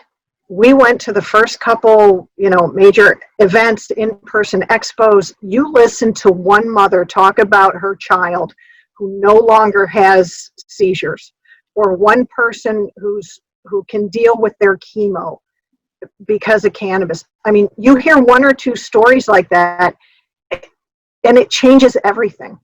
Again, we are not growing any plants. We are not, but anything we can do to support the people who are doing that, actively providing for patients, vets with PTSD, oh my God. Anything we can do to support those people and be of use in this industry, we're all over it. Like I was saying earlier, payroll is payroll. but payroll has never been so much fun and so interesting and difficult and a challenge, but it's awesome. Just being involved in this industry, like Mike said, it's all hands on deck. Find a way you can help and do it. Find a way you can be involved and do it. It's not all about, hey, it's weed, it'll be fun. It's not. But, on the other hand, it's fabulous. If you can find a way to get involved, jump in with both feet and don't look back. Amazing. Well, that was an epic way to kind of wrap this whole panel up. So thank you all so much for your awesome insights. This is the first time I've ever done 2 panels on a virtual event. So we're going to see how seamless we can have everyone on the current panel turn the cameras off and go on mute and have everyone not on the panel pop on. Let's see if it goes good. Seamless. Oh, we're doing good. We're doing good, Kia. She's eating dinner still. Yes. All right, that was really good. That was a good transition. Thank you so much, everyone, for making that work. So just a quick introduction to this panel. We talked more about the legal elements of everything in the last one, and while we're still going to touch on that in this, this is more going to be centered around the entrepreneur's journey and getting involved in the Cannabiz. So I'm really excited about this panel as well. Thank you all for being here, and we're going to start with some introductions. So if we could go around and introduce yourself, that would be awesome. I guess I'll start first. Sorry, I can't tell who's first on the cameras, but I forget that everyone has different layouts than me. Sorry. Yes, you go first, and I'll guide the rest around. No worries. My name's Chirali Patel. I'm a native born in New Jersey. I guess native. I'm an attorney in the space, but I also do class action litigation. So the national opioids case, diesels, emission scandals against Mercedes-Benz, insulin pricing are just some of the few things that I work on. Prior to that, I worked for the government. So I worked for Bergen County, County of Passaic, and I was one of the prosecutors for the city of Hoboken. At the same time, I've always loved the plant, and since 2016, I just started educating myself, going out to states like Colorado and California, meeting people, making the right connections, educating myself really. And then last year, I joined a company and a team actually to apply for a medical license in New Jersey, vertically integrated. So we're waiting to see what happens with that. But I'm also on the Cannabis Law Committee for the State Bar Association. So I stay up to date with the legislation. And I was part of NJCAN 2020, which was the successful Vote Yes initiative. So I've taken my legal background and I've coupled it with my business experience and just recently launched my newest venture called Blaze Responsibly. And we're looking to educate and empower the new generation of cannabis leaders. So check us out, and hopefully we can, help you get into the game. Awesome. Yeah, check that Blaze Responsibly. It's pretty great. I love what you're doing. So thank you. Thanks for being here. And jumping over to Adam. Hey, how's it going? So I have a couple different cannabis businesses. My first one is Caribbean Green. It's a fully vertical company down in Puerto Rico. We acquired the first licenses down there back in 2016. So we have a 30,000 square foot grow, manufacturing facility, 3 dispensaries, and transportation. From there, I then came back up to the States. I'm living in New York now. And I have a cannabis consulting agency, mainly focused around technologies. And we have clients all over the US and Canada now. And then we have High Class Academy, which is an online learning to help out people that are trying to get their licenses. And then Black Market Attire is kind of just fun. So it's just, actually, I'm fiddling with my little joint holder now. It's aluminum tubes. They're cool, but that's about it. Great. Thanks so much, Adam. Jumping over to Matt. Hello, it's me again, Matt here. I don't know, IP attorney, cannabis enthusiast, really looking forward to continuing to help folks in the space. Awesome. Thanks so much, Matt. Appreciate you. And Kia, last but not least. Hey, so I am, I guess, what all of the people in the last were talking about. I am someone who has had their hands-on plants. I process, so I do a whole line of, well, right now in market, CBD products, and I'm a wellness entrepreneur. So I also own another business that's service-based for massage, meditation, saunas, things like that. One's more regional, one's hyper local, and we pair the two together. So I'm really, really interested in the science behind wellness. Some of the, tonight I'll be talking a little bit about just, a lot of the kind of science-based, research-based stuff that really keeps me focused and excited about this space. Amazing. So, real quick before we jump into entrepreneur's journey, why don't we just jump right into that, Kia? Some of the science or some of the the health benefits. Just for some people who might be here and not really understand what cannabis does for you. I figure that's a good segue if you just maybe do a little intro into that. Yeah. So I think talking about the benefits of cannabis, one of the things you have to remember is that the reason that it works is based on our endocannabinoid system. So you can get cannabinoids either from phyto, endo, or synthetic, right? And so because we have receptors on our cells for everything, the cannabinoids being two receptors, CB1 and CB2. And within that, it activates our two endocannabinoids, right? Which is AEA and AG, which I'm not even going to start trying to pronounce them, but essentially those are the reason that we can rest, the reason our body repairs. When you have an endocannabinoid dysfunction, or you're deprived of it, like a deprivation, you can get any number of different issues, from neurocognition to IBS, right? So when you are looking at the benefits of what a cannabis plant does, you're actually looking at what does your autonomic nervous system do and how you can upregulate that. So when you look at the laws in the country right now, federally in particular, it becomes prohibitive to research, it becomes prohibitive to health insurance. And all you have to do is look at places where you do have a lot of that, like Japan, where they do tons of research on cannabis and memory, through, the Japanese Clinical Association, something like that. Israel has like any number of research coming out for that. And I mean, when you look at like the multidisciplinary center in Israel for cannabis studies, they literally have like, you should go and see it. It's actually really cool. But they have like a whole page on things that they research. And I mean, it's literally from fertility to aphasia, which is your brain not communicating with your body, to spectral identification, to nutrition, antioxidants, stress, depression. I mean, it's just like everything. And it's because your body puts a ton of chemistry and calories into producing endocannabinoids, right?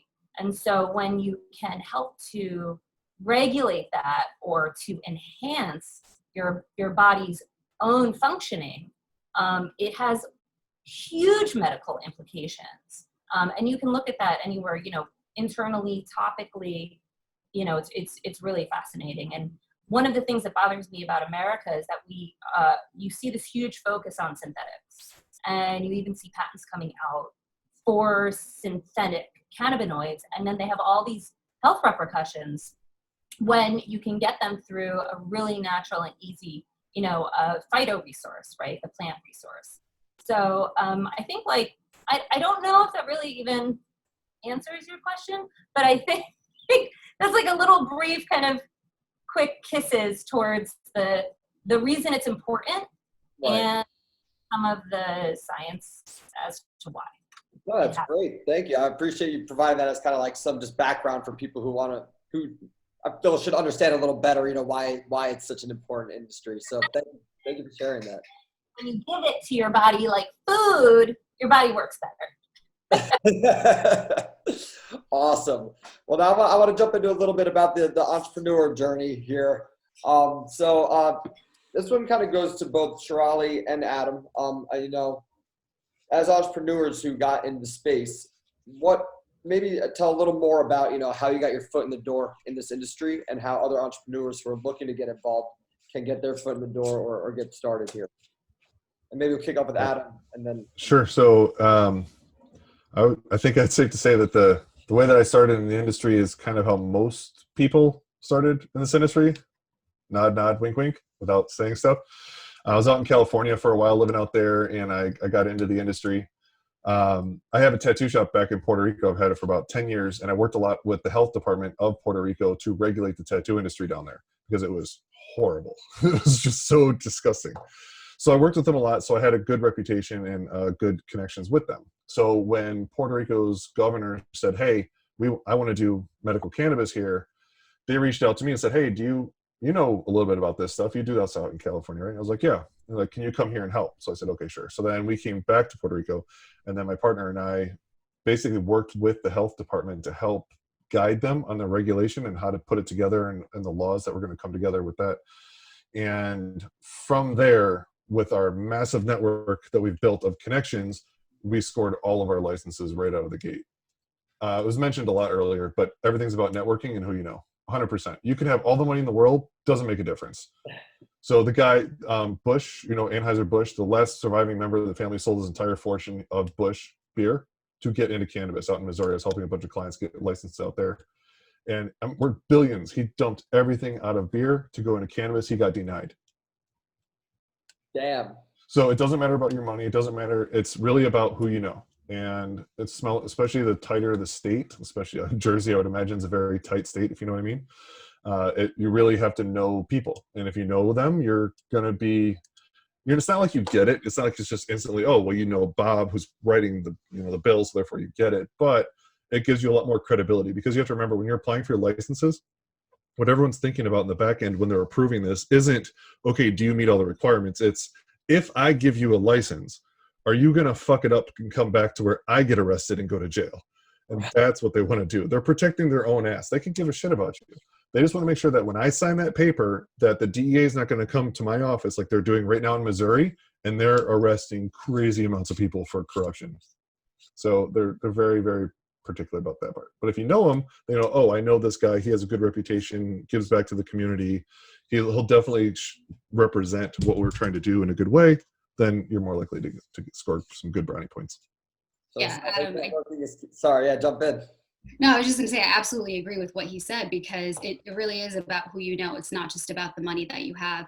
And you need to have some hustle, right? And patience. And you just can't give up. In a state like New Jersey where everything is really political, especially with the licensing. And from what we saw in the first 2 rounds of the medical licenses that were awarded, these people were doing their due diligence, right? They were going down to Trenton, they were having meetings with people, and they were going out in the community and getting their name out there and being visible.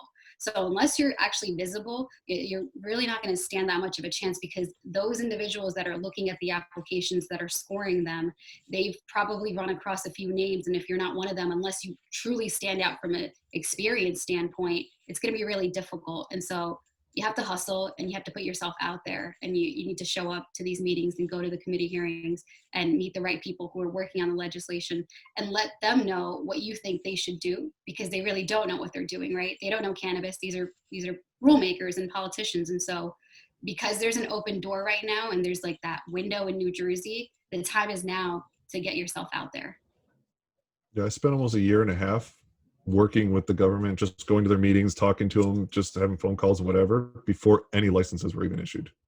Yeah, exactly. I spent 4 years and finally was able to, join a team as a president and show them what we can really do here. And now it's at the point where I at least have open line communications with the senators and assemblywomen and men who are drafting these regulations so they can listen and try to not make the same mistakes that other states have made and do it right, hopefully this time.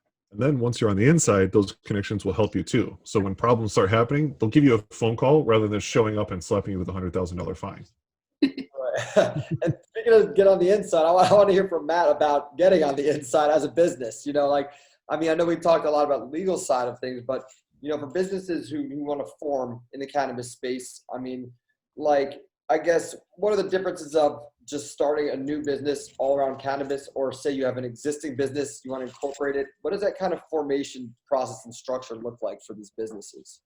Sure. Well, I mean, generally speaking, you want to be an LLC or a corporation. That's kind of boring advice. If you're like just getting started, the LLC is a lot more simple and easier to do, especially in New Jersey. Like you just do it online, $128.50.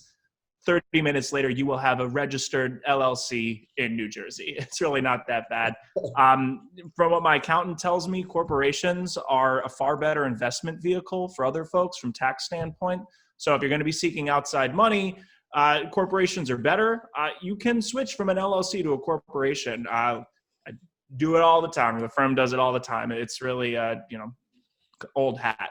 So and that's like kind of the boring answer, but like, how can folks get into this, right? So the easiest way is to be non-plant touching, right? For Teresa in the last panel, like, yeah, if you're not touching the plant, like there's probably few regulations on what it is you're trying to do, and go for that.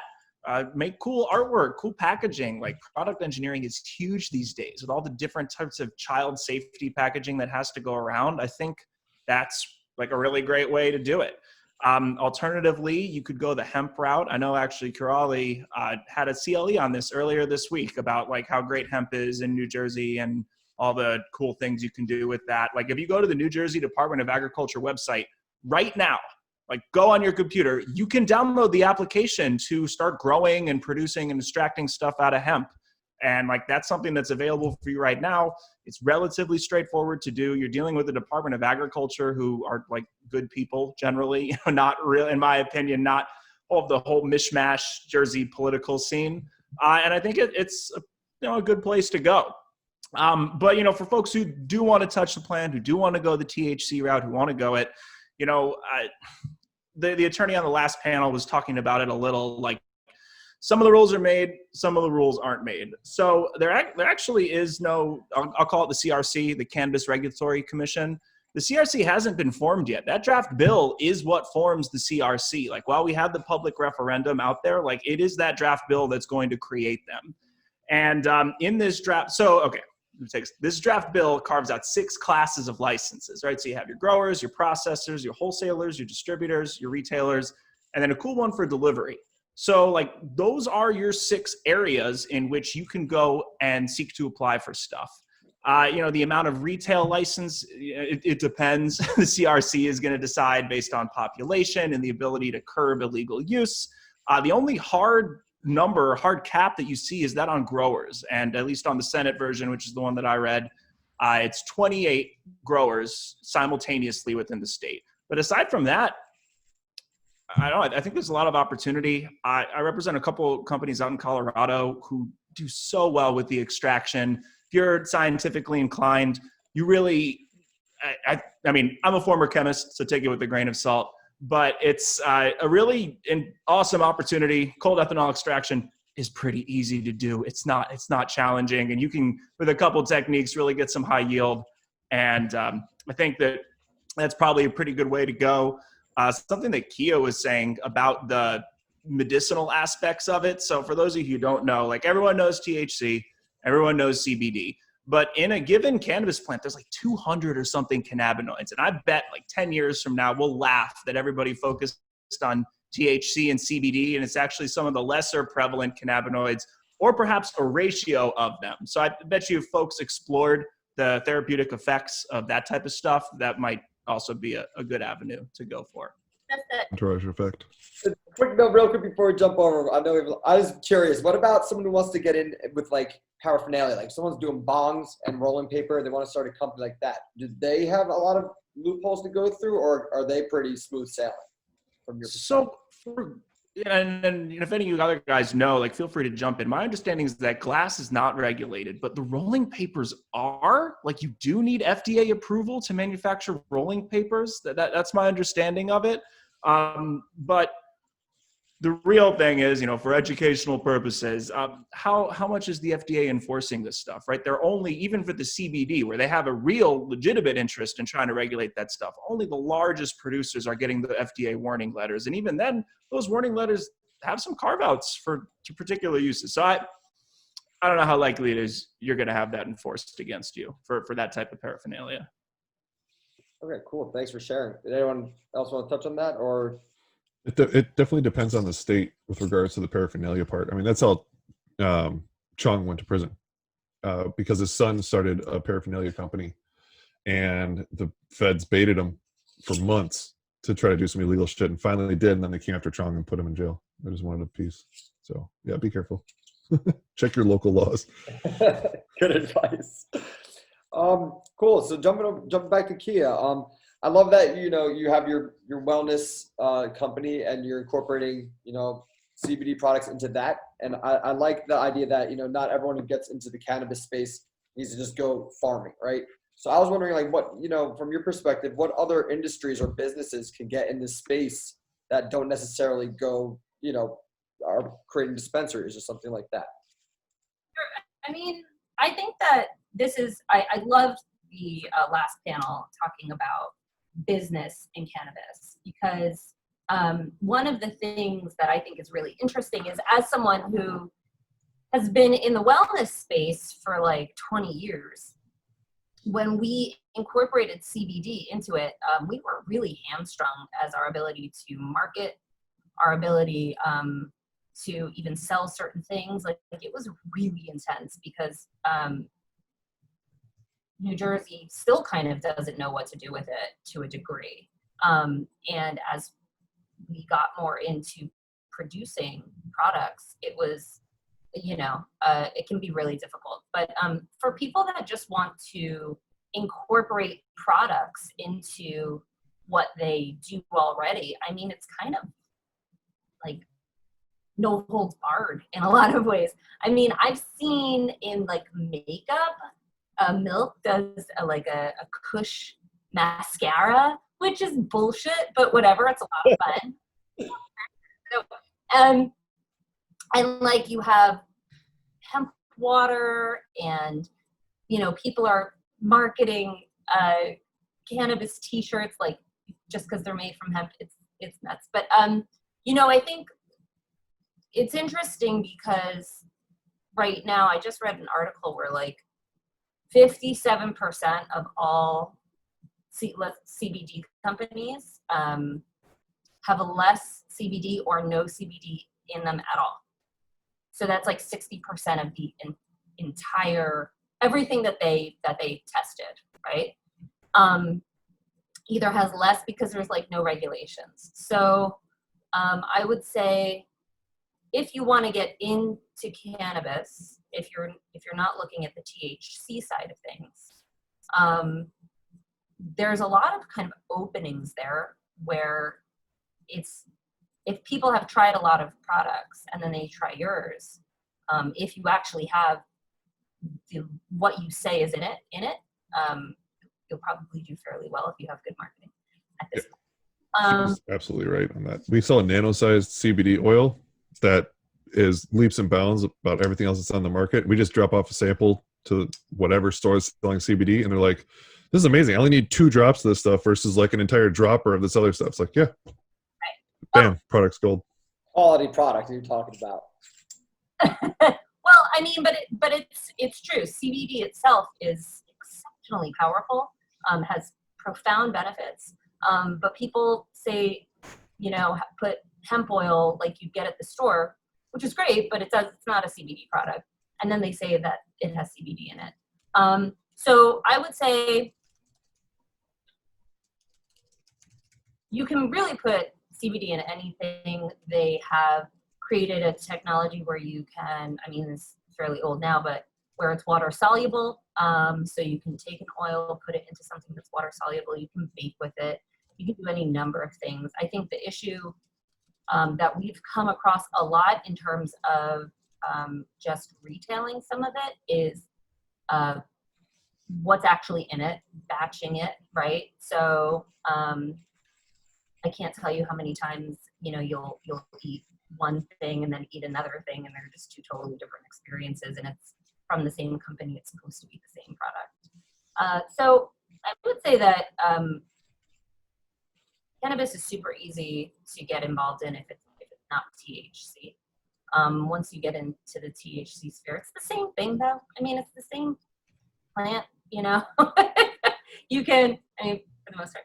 Not necessarily in everyone's eyes. Otherwise, we'd have THC all over the place, right? They do different things. That's the whole thing. They do different things. So I can have a product that has a little bit of THC in it right now, right? But it's not going to make you high, which is why it's okay, you know? And drug testing, which is a whole nother side of stuff, which is like the legality of this arbitrary, you know, legal idea or ideal. So, I mean, I would say the things you need to think about though when you want to get into it is that if you market on social media, it's still kind of hit or miss. So there are policies in place, and there were like, because when we were marketing CBD before they had any policies, that you couldn't do it, right? So we got completely shut down. Like we couldn't market anywhere. We couldn't do anything. We had like massage, yoga, whatever. Absolutely shut down. Our bank got shut down. Luckily, our payment processor actually had like a beta program that they let us get into. So now it's a little bit easier to market some stuff, but it's still totally hit or miss. Right. So it's something to consider. You really want to make sure that you have a plan in place. If I didn't have business experience before that, I was just kind of like getting into it. Holy shit, I don't know. I would have been a mess. It wouldn't have. Yeah. No, it's definitely difficult. I mean, I could definitely relate to that. Last year when we were trying to promote Green Rush itself, we had all these things where our social media didn't allow it. It was getting shut down left and right. So definitely you got to navigate it a certain way to make progress and actually succeed in this industry. Yeah, and then once you get shut down, it makes it even harder, right? So you can appeal it, and you go through the appeals process, but then you're like on the radar. So, you know. Build an email list from scratch. Every time you start up any social media platform, build an email list and start getting those emails. So when you get shut down, because you will, everything's going to get shut down at one point. You can hit them up and be like, hey, here's all my new shit. Totally. I mean, definitely. We've built out quite a robust email list, and that has been very, very beneficial for us as a company. Oh, wow. And I just saw Teresa said they actually just got blocked today promoting this event. So, wow. It just goes to show how difficult things should be. So that's a good segue, though, to the technology, which is what we're kind of starting to talk about. And Chirali, I would like to hear a little bit from you about, you know, some of the technology that's used in this industry. And that's obviously such a broad spectrum. That could be anything from marketing on social media, whatever it may be, different platforms. But what's some technology that you have leveraged or see beneficial in the cannabis space? Yeah, so I kind of look at technology in three different aspects when I do talk about cannabis. So I separate medical cannabis, adult use, and then hemp, because I think there's a lot of different ways that technology is being incorporated into all three. I'm most excited about medical cannabis because I've seen its magic happen for my loved ones, and we've barely scratched the surface as far as research and development is concerned. But I do know that there's a few companies that are studying the DNA of the plant, and I know that Kia kind of mentioned that, but they're trying to understand what the enzymes within the plant are producing, like the types of cannabinoids. So whether it's THC or CBD or CBC, CBG, and then figuring out what those cannabinoids are actually doing for medical conditions and how they're working. And at the same time, those companies are figuring out how do those cannabinoids interact with our human endocannabinoid system, and how is it working for each individual, because our receptors work differently, right? We're all very unique. And so I think the technology is going to advance to a point where we're actually able to create curated specific medical products that are up to par with what the pharmaceutical industry is doing. And that's going to be a whole game changer. And then for adult use cultivation and medical cultivation, you know, a lot of power and energy is required, and that's a huge cost. And I'm sure Adam can, you know, attest to that as well. People don't realize in New Jersey, our cultivation is primarily indoors. you can't do a year-long harvest outdoors with our winters here. And so green technology is helpful, not only keeping your costs down, but really helping the environment too. You know, there's obviously automation that's happening now in greenhouses, but that's going to get better with artificial intelligence. It's already in play, lowering labor costs. But I really see in hemp, specifically in the cultivation of industrial hemp, is where we're going to see AI really, you know, take a different role, because we're going to start seeing mass production of hopefully hemp for concrete, right? Like hempcrete, or even toilet paper made out of hemp. Sustainability, and like that's the real future where I see the tech industry going in cannabis. And I think the billion-dollar product in this space is going to be whoever can come out. I know there's one lab trying to do something in California, but how to detect impairment of THC for law enforcement, right? Because DUIs are going to increase, and that's the new way that they're going to try to arrest and target people, right? Like pulling you over. And so I think that's going to be a huge game changer when we see that happen. And then just really quickly, for businesses that do want to get into this space, just want people to remember to think about data, how you're collecting that data and how you're using it, and take advantage of the data that you collect, whether it's from your point of sale system, or if you're in medical cannabis, what your patients are utilizing, you know, the cannabis for. But remember, you fall under HIPAA laws. Right. And that's just internally though, right? Like you can take your data and you can analyze it. Why don't we explain to everyone what those laws are, so you know, for a little context. Yep. So it's HIPAA is, you know, it's a privacy act for any medical. So you can't release medical conditions and medical confidential information of your patients with other providers. It has to be within, you know, the organization. So at least within your company, you can assess the data, see how your clients are using it, your consumers are using it, and then just make, you know, better processes, better products, and ultimately serve the community in a better way. Awesome. Matt, I mean, I saw your head going crazy with the whole DUI thing, so I want to get your take on that. And, you know. Well, it's just fascinating, right? So they can do drug tests to detect the metabolites of THC in your blood right now. But hypothetically, if I smoked a joint last week, those are still going to be in my blood, but I'm not impaired because of it. So Chirali nailed it. It's measuring the impairment at a given moment that is just a challenge. Like there's no metric for that at all. I don't even, like, it is truly a $1 billion idea, if not more, right? Probably tens of billions. But it's just like so much research must get done to even begin to understand how the cannabis impairs you, and then what markers or what testable markers in your body can be found for that. It's just amazingly challenging. And, you know, whoever does crack that or even come close will be very wealthy. Hire Matt to help. Someone asked a question about drug tests, saying, you know, hey, I have to take drug tests. What kind of cannabis can I consume? So I also have an IT security company, and I get tested all the time for my clients. I have federal clients and financial clients and very data sensitive stuff. And the easiest way to pass the drug test is don't do drugs. That's the number one easiest way to pass the drug test. But should you have a medical, you know, license or whatever, companies don't care. You'll still fail. You still won't get the job, or you'll get fired. I have nothing to do with this. It's just, I buy this shit on Amazon. This stuff works like a fucking charm. I'll tell you right now, I've never failed a drug test, even when I've absolutely been partaking. What's it called for the people? Not for me. Stinger Detox. You get like a 2-pack on Amazon. Follow the directions. You have to drink a shit ton of water. Don't make it too clear, because then you'll fail because it's too dilute, but you'll pass. And I've tried a ton of them. I've even made best friends with the fake pee guy, but this stuff works better. Jersey City Tech Meetup gets canceled for teaching people how to pass drug tests. Yeah, for all the news, that would actually be, then we'd be having a good problem to work with.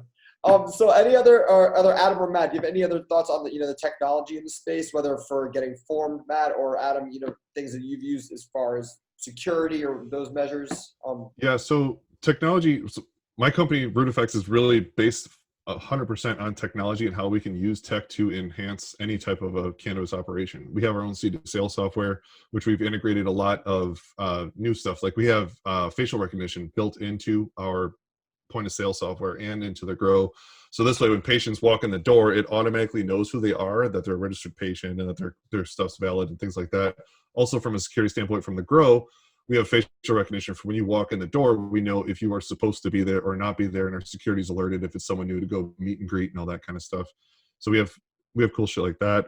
We also do actual cannabis tech itself, like grow technologies. So there are some, like these lights that we're working with, they have cameras built in that can read if there's mites or mildew or any type of deficiencies in the plants and alert you on them real time. There's this grow tech garden. It's a whole new aeroponic system that we've been working with about 2 years now, and we hit about 5.25 pounds of light as our maximum that we've hit on that thing. So I mean, we're more than doubling what your average grower can do nowadays. So things are getting pretty crazy the more technology is getting involved. Yeah, and just to piggyback on that, so what Adam's talking about is like high technology, right? Facial recognition, artificial intelligence, like increasing yields twofold and already advanced stuff. And that's great. If you have the means to do that, yeah, there's tons of technology and innovation. Happily write a bunch of patents on that for you, and not a problem. But, before I was, focused on the cannabis industry, I was just a general, like, startup attorney. And this is kind of just general advice, but like the best inventions, like some problem in your life, just solve that problem. Think about the Squatty Potty. That makes millions of dollars a year. It's a stool to help you poop. It's fucking crazy, right? So like, while if you want to innovate in the high realms of technology, sure, that's awesome. Like, please do that. Please advance the industry. But just if you think your idea is like dumb or too simple, like it might not be. If it's the pain point for you, there's a good chance it's a pain point for someone else. So just don't think that you need to be on the bleeding edge to contribute to the technology in the space. Yeah, absolutely. There's a rooting agent we use from these guys from California. They sell it at $1,000 a gallon, and we buy it all day long. And it's mainly, what's like 99.9% water. Yeah, right. Probably a little fish guts and like some secret sauce. Yeah, but that 0.1% does magic. So, hey. Hey, and they keep it as a trade secret. Sorry, Absolutely. IP attorney and me. Just. So real quick, Matt, speaking of IP, what are things people should know in the cannabis space around IP, and how does that tie in? So, great thing. So like patents, it's crazy. The patent office doesn't care. They don't assess the morality or legality of any inventions that come through. So as early as 2016, I believe, November 2016, they granted a patent on a strain of cannabis.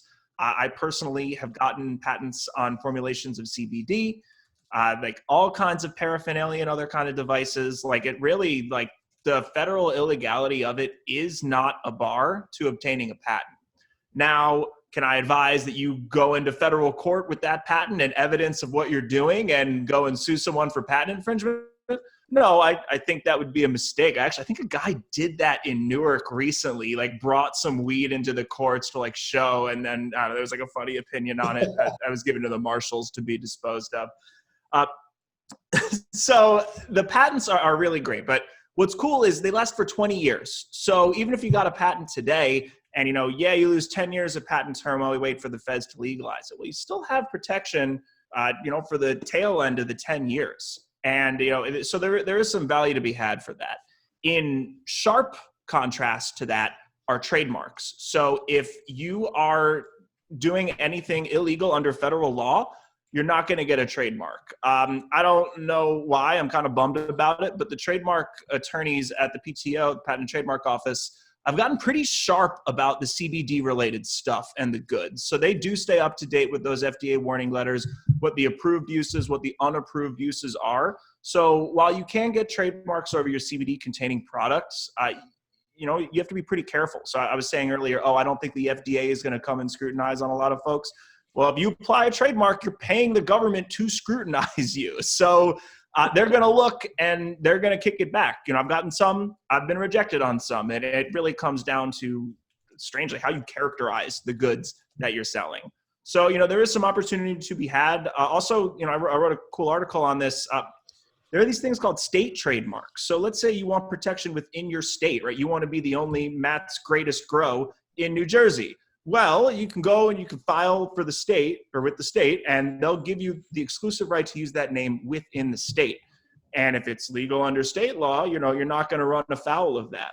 I have seen in other states where that kind of lags a little bit. Like I know in California, for example, it was like 6 to 12 months after legalization before they paved the way for the state trademark, which was weird. I mean, I'm not a CA attorney, so I don't know the exact specifics of it, but like I'm point being, the takeaway is that even if the Constitution gets amended January 1st, I'm not 100% certain. But if anyone wants to go down that road, like I'll gladly look into that for free, and we can chat about it and, you know, see if there's an avenue there.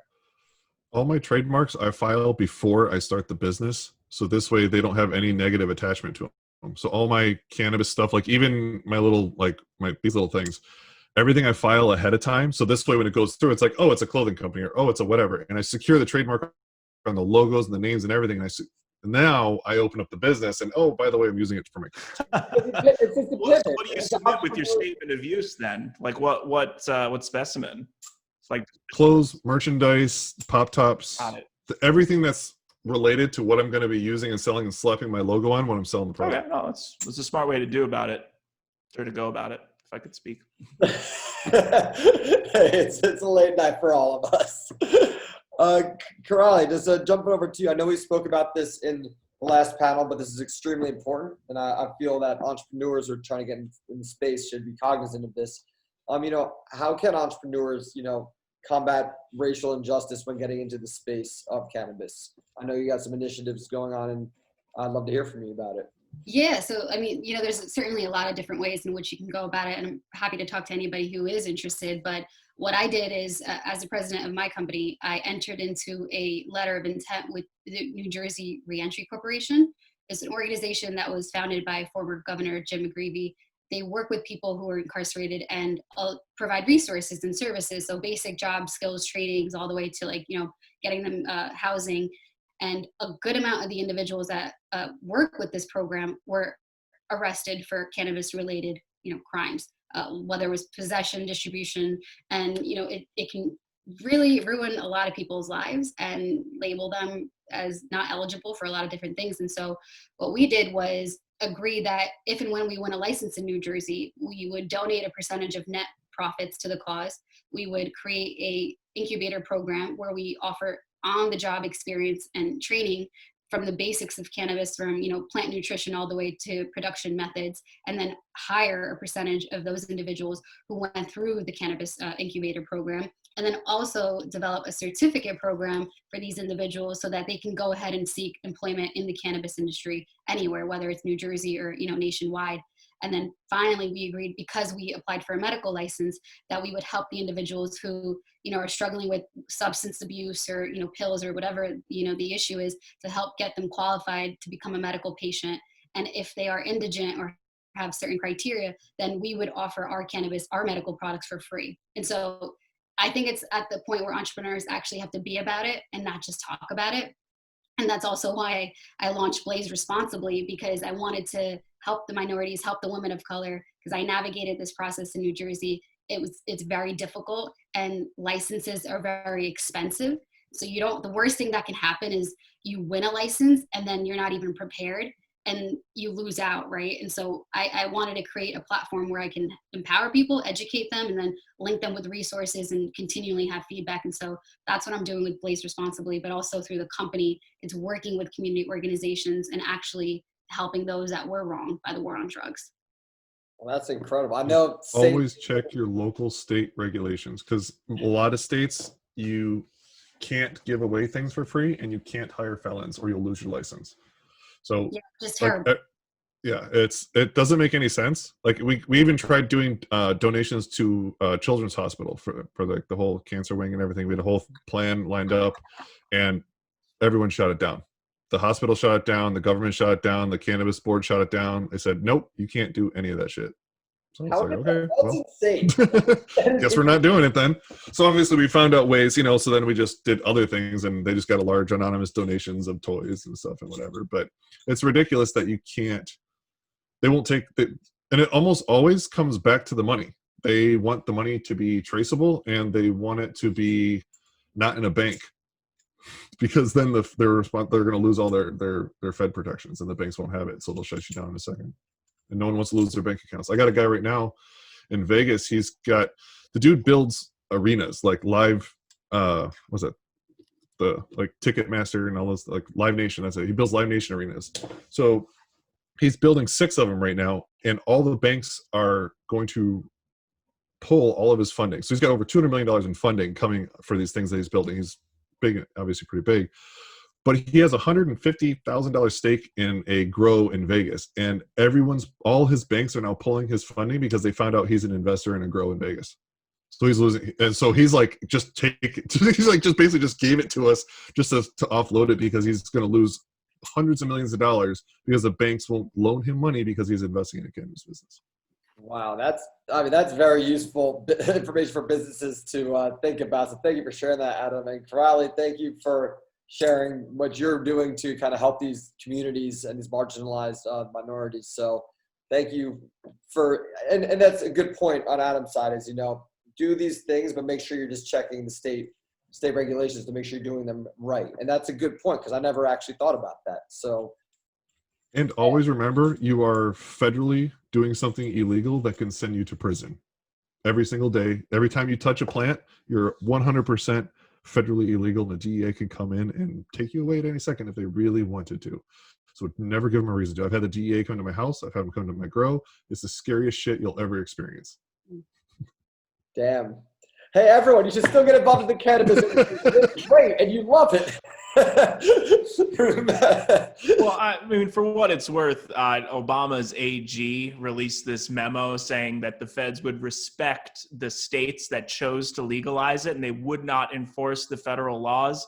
I think Sessions tried to walk it back. Candidly, I'm not sure where that landed, but I would bet that by February, there's a similar memo in place. So yeah, Adam, that sounds scary as fuck, but I don't know. For the attendees who are here, I don't know if that's going to be you in New Jersey. True. Definitely something that, too far past. It depends on what you do. You need to be super clean in what you do. Everyone in Missouri right now, they constitutionally passed it as well. And the DEA has basically all but shut down the entire thing, and they're indicting people left and right over there trying to grab them. So they're shutting down people who are even going through the correct regulation process, getting their teams and licenses the right way. The DEA is still giving people a hard time? Yes, because the people that approved their licenses, they went after them, and they just kind of daisy chain all the way down, and they go after as many people as possible because they want to go for something like RICO and all that other stuff. So that's why they only have to do one case, but then they can basically blow the whole thing open. And by working with Puerto Rico, I work with the Puerto Rican government a lot within the cannabis board from the beginning, and I can tell you for a fact that the DEA and the feds have all come down to Puerto Rico and threatened the government, saying, if you don't get your shit together and do X, Y, and Z, we're arresting all of you and everyone that has a license. Like, straight up. Yeah, there's a lot that's withheld from the feds talking to the local state government that doesn't get put out into the public. But they're very much aware of everything that's going on. Yeah. Well, thank you for sharing that. That's definitely something for people to consider and make sure you understand what you're getting into before doing it. Just looking at time, I want to cover one more question with Kia, and then we have some Q&A. Just quick transition, Kia. For businesses like yourself who are kind of in the wellness space and, working with CBD products, things like that, do you anticipate a lot of these companies making the shift to THC, yourself included? And kind of how do you project that process looking like for these businesses? Sure. Yeah, that's a great question. So we've definitely looked into it. We're kind of weighing the pros and cons of it, and a lot of it has to do. Right now I'm kind of just sitting eating popcorn, watching all the lawyers do their thing. I think a lot of it has to do with what the regulations are going to be. I'm personally really interested in the wholesale aspect of this industry more than anything else. And a lot of that has to do with, manufacturing, right? So what does the manufacturing policies look like? Is it going to be like what I'm already seeing as far as what we make for the CBD line? If that's similar, or if they're going to have, which I expect, a much, much higher regulatory process for, essentially a controlled substance that's federally controlled. So, you have all of these like little cottage industry loopholes that you can go through. federally and in New Jersey, selling across state lines. You know, a lot of the stuff that we already sell, we can do that. We cannot do that with THC. So I'm really interested to see what it looks like. You know, I know that there's a lot of votes that are going up federally that I'm really interested in as well. I think, you know, for us, we don't have investors. It's something that I've learned on the ground deeply over the past, you know, well, 10, 20 years of making products and doing services. When it comes to the retail side of it, which I think I'm in a kind of a unique space because I have two kind of separate skill sets as far as like being someone who's in an industry that uses a lot of products, and then another as someone who produces the products. And they're two very, very different industries. So when it comes to utilizing THC, I'm really, really interested in the micro business retail side of that, right? Most of the companies that use THC, like let's take Jersey City, for example, we have a very strong microeconomy, right? And when I go into a space, there might be, you know, one or two CBD products just in there with like some essential oils and some crystals, you know? And so I think it's going to be prohibitive for a ton of small businesses. I think that not just the cost, but also the regulations. There's so many businesses that don't know when they're doing something wrong. I can't tell you how many people who I know as colleagues who are shut down temporarily because there's something that they're doing wrong that they didn't know they were doing wrong. You know, I think Adam had a really good point. Even in producing CBD products, we have to be, you know, dotting the I's and crossing those T's and talking to lawyers and talking to our accountants and our bookkeepers and just making sure that we are compliant. You know, we're like more than compliant, so that when something does happen, which it just does in this industry, I think a lot of people think, well, it's so much fun. You know, I kept hearing that in the last portion. I was so happy to hear that because it's true. It's business, and it's regulated business. It's gray market business. So it's something that I think I don't expect until it becomes federally legal. And then depending on how that happens federally, that a lot of small businesses or wellness businesses are going to get involved in the game. I think we're just going to, you know, what it'll take is just one or two companies getting shut down. But I mean, you know, I wouldn't be surprised if I saw a bunch of people like buying something and then trying to resell it, you know, kind of in like a renegade fashion. So I do think that you'd see some stuff, but not in the way that we saw CBD when that farmers bill came out. Yeah, I don't expect that. Yeah, and I would say the big thing for sure is that you're running a business. Like that's the part of this. I think if everyone here has said many, many times over and over again is don't forget, this is a business. It's not just a plant that you're growing. And everyone gets dollar signs in their eyes. They're like, oh, I'm going to go vertical. I'm going to do a grow and manufacture. Like, I did that and it was brutal. You're starting like I ran 3 dispensaries, manufacturing, distribution, and grow. That's 5 companies starting all at the same time in completely different areas. That is another thing I'll say is start multiple companies just for like liability's sake. We have a bunch of little small LLCs just to protect. So if something happens with one product or one service, then we're not completely shut down. Awesome. Yep. Well, thank you for sharing that. I figure we could get to a question or two from the audience. If we just do a kind of speed round here. And honestly, we could talk about this for hours. I'm definitely going to do more for everyone, you know, a little teaser. I think I'm going to do more quarterly events like this. Now that the laws are in place in New Jersey, I think there's more questions than answers. So, I mean, just thinking about, I see all these questions rolling in the Q&A. We could talk about this forever, and we will. But for now, let's get to a few of them. Do and this is for anyone. I'm not even sure if this information is out there, but what companies have been approved to dispense or grow in Jersey City? Is there any information on that? No one yet, but maybe possibly in the 2019 round, whenever those licenses get awarded, I'm sure there will be one in Jersey City. Definitely. I didn't think that information was out there, but figured I'd check. And I have a question, like actually someone reached out to me that wasn't able to attend tonight, but I was interested in the answer as well, so I'll drop it here. This business was interested in doing a puff and paint virtual event. So as you can imagine, puff and paint.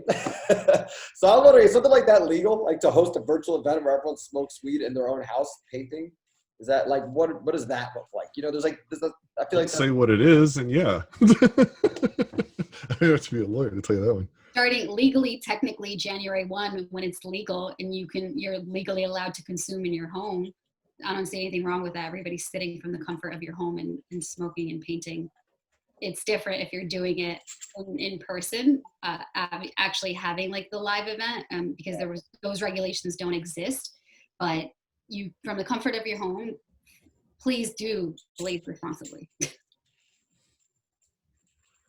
Yo, that was a great plug. Look at that. We should just shut this down right now. That was perfect. All right, so we have 2 minutes left here, so I want to do a round robin like I did with the last panel. Any just closing remarks or things that you really feel you want to leave the audience with kind of as a closer tonight? Even though I know, Chirali, you probably wish that was your closing remark there.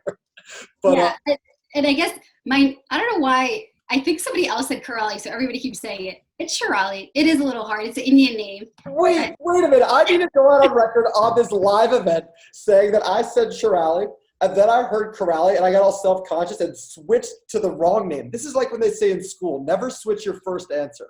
Always go with your intuition, especially in cannabis. Go with your gut. Well, thank you for clarifying. I had it right at the first time. Anyway, Chirali. Yeah, I think I fucked that up. Sorry. It's okay. No, thank you guys. Thank you to everybody who logged on and listened in. You know, I mean, I'm here and I'm sure everybody else is here as a resource. You know, use us, our experience and our knowledge that we've gained and try to get ahead of the game, because New Jersey, it's just the start of something, you know, really big, and it's going to be a domino effect. There's time right now. The industry is still being shaped, but, you know, just do your due diligence, figure out what you want to actually do in the long term, be strategic. Federal legalization will happen. So just get prepared now. You want to be sustainable long term, and just, you know, reach out to us, follow me at Blaze Responsibly, and let me help you get involved and use my expertise. So thank you for your time, and Blaze Responsibly. I was going to say it for you if you did it. I'm so glad you dropped that in there. Awesome. Thank you so much, Chirali. Adam, on to you. I think the last thing I just want to say is something we didn't really cover about, which was security. When new states go live, the first people in are the most at risk. I've had people try to kidnap me. I've had people storm my house. I've had people rape my grow. I've had multiple gangs come after me. I've had all kinds of shit you could possibly imagine. When you're first, you're invading someone's territory, they're going to come after you because they haven't learned they can't yet. And until enough people are busted, until they learn that, like, hey, this is actually legit and it's not going anywhere, you are a very prime target. Puerto Rico published my name and address in the newspaper as, hey, look who got the first license. Yeah, I had to move. Wow. So be careful. Like, no joke, people are going to come after you to try to steal everything you have and murder you. So if you keep that in your mind, you'll be a much safer person. My security detail is my number one expense. Just leave it at that. Wow, that is crazy. We're gonna have to cover more of that another time because I need to hear more of those stories. But all right, thank you, Adam, for joining and showing us how things can be. Matt, on to you. Sure. So yeah, thanks for having me. Thanks for listening. You know, one of the things so I work with a fair number of software companies as well, and that shows me the importance of being able to move quickly. So yeah, I mean, there's certainly some inherent risks with going first, and often, you know, the companies that dominate the market, it's not Yahoo, it's Google. It's the second entrant into the market that really innovates and champions the space. But that said, you know, if you want to get in on this first round of licenses, the time is soon, right? So the bill will pass, and that begins 180-day period, 6 months, or the later of, 45 days after the commission gets formed. So It's really not that long. 6 months will go by so quickly, you have no idea. Once that 180 days goes, the commission will start accepting applications within 30 days of finalizing their first year rules. You really want to get the ball rolling now. Unless you're doing delivery, I really recommend that folks, you start with your site. You find a town that you have connections with that likes you, that wants you there and wants you to do your business. Start with that town. You need the town to sign off zoning, and they want you there socially. So getting that connection early is like a really good jumping off point. But I would recommend that folks start getting their ducks in a row now. A lot of the rules, a lot of like what is going to earn you points on your application is in the draft bill, and that's not going to change. It's been similar from the previous rounds. So just start early. Awesome. And thanks again. Thanks so much, Matt. I appreciate being part of this. And Kia, bring it on home with the pup. I know the pup probably has some insight. Me.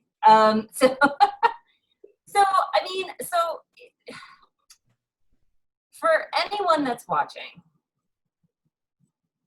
doing business is different than consuming. Doing business is different than doing it for fun or, on the side, or like you can't really do this as a side hustle, period. But what I will say is that it's incredibly beneficial. And, this has been said a number of times, and I can't reiterate it enough, that it's an exceptional industry to be in if you're willing to do the work. The benefit to people is amazing. It's my absolute favorite thing in the world to watch someone's life transform because of the work that we do, that everyone on this panel does, and the products. I mean, it's, it really is in a lot of ways a panacea. And we are right at the beginning. I am so excited to see where this is going to go. And it is going to grow and change in leaps and bounds. And I think what's exciting too is, if you're listening to this and you're like, holy shit, this is just way too much. Like, there's just no way I'm doing this. And you're like about to jump off the chair like my dog. I would say, wait and watch and see what people are doing, see what works, see what doesn't work. And there's going to be more industries that we can't even think about right now that are going to open up. We're going to find stuff about this that we don't really realize is even a part of the cannabis industry right now that might be a better fit for you in the future. Just like every industry that ever happens. So have fun with it still. I don't know. Yeah, you have to be passionate. It's a lot of work, but it's a lot of work, but have fun with it, and see where the industry goes. It's just the beginning. Like someone said that earlier. This is just the beginning. So there's a lot more to learn from, and I think the fact that everyone's here and that they're part of this conversation is a great starting point for everyone. So on that note, I want to say thank you so much to everyone who came and spent the night with us here tonight. Thank you for the panelists. Thank you, MG Miller, for sponsoring. I really appreciate all of you so much for being here. And like I mentioned, I'll share the full video and contact information of the panelists with everyone, and we keep the conversation going. So thank you all for joining, and we'll all talk soon, all right? Thanks, guys. Good. Take care. Thanks everyone. Have a good night. You guys. Good night.